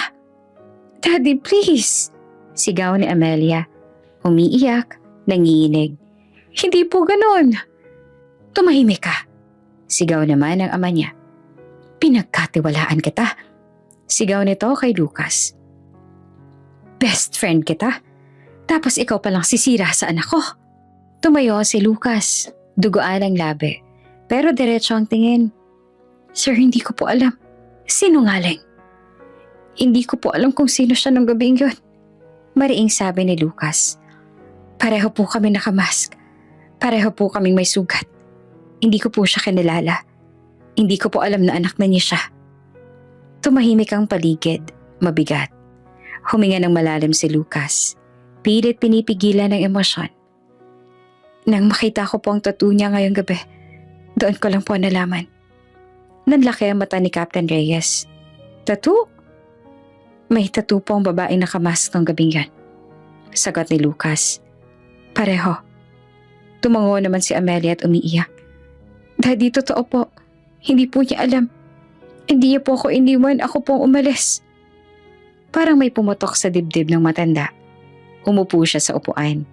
Parang biglang tinanggalan ng lakas. Hindi ko alam. Mahina niyang sabi. Hindi ko alam. Isang iyak ng sanggol ang biglang pumuno sa silid. Congratulations, sabi ng doktor. It's a boy. Napahagulgol si Amelia. Si Lucas nanlaki ang mata. Napatingin sa maliit na nilalang na hawak ng nurse. Mapula, umiiyak, buhay. Anak niya. Pero imbes na saya lang, bigat ang naramdaman niya. Lumapit si Captain Reyes. Nanginginig ang kamay habang tinitingnan ng apo. Anak ko, bulong niya. Si Amelia ay nakahiga. Umiiyak at parang nauubos na. Daddy, Lucas, pasensya na po. Pareho ko kayo nasaktan. Tahimik si Lucas. Tumingin siya kay Amelia. Sa babaeng minahal niya nang hindi niya namamalayan. Sa inang handa ng isakripisyo ang lahat. Amelia, sabi niya ng dahan-dahan. Hindi ka nag-iisa. Aayusin natin to. Umiling si Amelia. Wag, bulong niya. Huwag niyo akong sundan. Nanlaki ang mata ni Lucas. Anong ibig mo sabihin? Kailangan kong umalis. Sabi ni Amelia na nanginginig pero buo ang desisyon. Hindi ko kayo mabuhay na kayo magdadala ng bigat ng kasalanan ko. Hindi ko kayo makita kayo na nasasaktan araw-araw nang dahil sa akin. Hindi kasalanan. Sa akin po to. Putol niya. At akong haharap. Tumayo si Captain Reyes. Amelia, wag. Daddy, please. Sabi ni Amelia. Hayaan niyo po muna ako.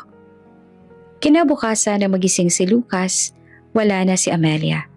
Wala na rin ang sanggol. May iniwang maikling sulat sa mesa. Lucas, salamat sa lahat. Patawad kung pinili kong umalis. Kailangan ko munang maging ina na mag-isa. Huwag mo ako hanapin. Parang may bumagsak sa dibdib ni Lucas. Hinabol niya sila. Tinawagan ng mga ospital, mga kakilala, mga kaibigan, lumipad sa kung saan-saan. Taon ang lumipas, wala. Walang bakas, walang sagot. At sa bawat airport na dinadaanan niya, bawat ulan na naririnig niya, isang tanong ang paulit-ulit na bumabagabag sa kanya. Nasaan na kayo? Anak ko. Pero ang tadhana tulad ng ulan, marunong ding maghintay. Maagang flight. Nakatayo si Amelia sa departure area. Hawak ang maliit na backpack ng anak niya habang inaayos ang strap nito. Tahimik ang paligid. May mga nagmamadali, may mga yakapan, may mga paalam. Normal na eksena sa airport. Pero para kay Amelia, ang lugar na ito ay laging may halo ng kaba at alaala. Mommy? Tawag ng bata at hinihilang kamay niya. Can we sit there? Si Liam, 7 taong gulang, matalas ang mata. Kulot ng bahagya ang buhok at may ngiting parang laging may tanong. At sa tuwing may tumitingin sa kanila, pare-pareho ang sinasabi. Kamukha ng tatay. Hindi na siya nagtaka. Sanay na siya. Sandali lang, sabi ni Amelia, check ko lang yung gate. Habang naglalakad sila, biglang huminto si Liam, napatingin sa malayo. Mommy? Sabi niya na may pagtataka sa boses. Why is that man staring at us? Nanlamig ang batok ni Amelia. Parang may humila sa paningin niya. Dahan-dahan siyang napalingon. At doon, sa gitna ng dumadaang mga tao, nakita niya siya, si Lucas. Mas matanda na ng kaunti, may linya na ang mukha. Mas tahimik ang tindig pero siya pa rin ang lalaking hinahanap niya sa bawat mukha sa loob ng 7 taon. Kahit pinilit niyang kalimutan. Nagtagpo ang mata nila. 1 segundo, 2, huminto ang mundo. Nanlaki ang mga mata ni Lucas, parang hindi siya makahinga. Parang may multong biglang nagkaroon ng laman at buto sa harap niya. Amelia? Mahina niyang bulong, halos hindi gumalaw ang labi. Napahigpit ang hawak ni Amelia sa kamay ni Liam. Hindi siya umatras, hindi rin siya lumapit. Tumayo lang siya roon. Handa sa anumang sasabihin ng panahon. Dahan-dahan lumapit si Lucas. Parang natatakot na baka mawala ulit sila kapag masyadong mabilis ang galaw niya. Nang nasa harap na siya, tumigil siya. Hindi kay Amelia tumingin kundi sa bata. Sa batang kaparehong kapareho niya. Lumuhod si Lucas. Hi! Sabi niya na nanginginig ang boses. I'm Lucas. Tumingin naman si Liam sa kanya. Walang takot. Walang alinlangan. Sinuri niya ang mukha ni Lucas na parang naglalaro ng puzzle. Ngumiti ang bata. Are you my daddy? Tanong ni Liam, diretso at inosente. We look the same. Parang may nabasag sa dibdib ni Lucas. Hindi niya napigilan ang luha. 1, 2, bumagsak sa pisngi niya. Walang hiya, walang pigil. Liam, my name is Liam. Mahina niyang sabi. Tumango ang bata at proud. Mommy named me. Tumayo si Lucas, huminga ng malalim, tsaka tumingin kay Amelia. Hindi galit ang nasa mata niya. Hindi rin sumbat. Isang tanong lang. Isang pakiusap na 7 taon niyang inipon. Amelia, sabi niya na paos. If you'll allow, can we have lunch together? Kahit sandali lang. I've waited 7 years to meet him. Tahimik si Amelia. Sa likod ng katahimikang yon dumaan ang lahat. Ang ulan, ang pinto na isinara sa kanya, ang gabing may maskara, ang mga taon ng pagtakas at pagtitibay ng loob. Lahat ng desisyong ginawa niya para protektahan ang anak niya. Tumingin siya kay Liam, tumingin siya kay Lucas. At sa unang pagkakataon sa 7 taon, hindi niya na naramdaman ang takot. Tumango siya. Okay, sabi niya na mahinahon. Lunch lang. Ngumiti naman si Lucas. Hindi malaki, hindi sigaw ng tagumpay kundi ng pasasalamat. Magkasabay silang naglakad patungo sa airport cafe. Si Liam ay nasa gitna, hawak ang kamay ng mommy niya, habang ang isang kamay ay malayang humahawak sa daliri ni Lucas. Daddy? Biglang sabi ni Liam na parang sinusubok ang salita. Huminto si Lucas sandali, tumingin sa bata. Yes? Ngumiti naman si Liam. Can you sit beside me? Napahinga ng malalim si Lucas. Of course. Habang nauupo sila sa cafe, nag-order ng pagkain. Nagtanong si Liam tungkol sa eroplano. Tungkol sa trabaho ni Lucas. Tungkol sa lahat na parang matagal niya nang kilala ang lalaking iyon. Si Amelia ay tahimik lang. Pinagmamasdan ng eksenang matagal niyang ipinagkait. Hindi dahil ayaw niya, kundi dahil natakot siya. Sa sandaling iyon naunawaan niya. Hindi lahat ng pag-alis ay pagtatapos. Minsan, paghahanda lang pala ito para sa tamang pagbabalik. Sa labas ng bintana, may eroplano na unti-unting umaangat. At sa loob ng airport cafe, 3 buhay ang unti-unting nagdudugtong.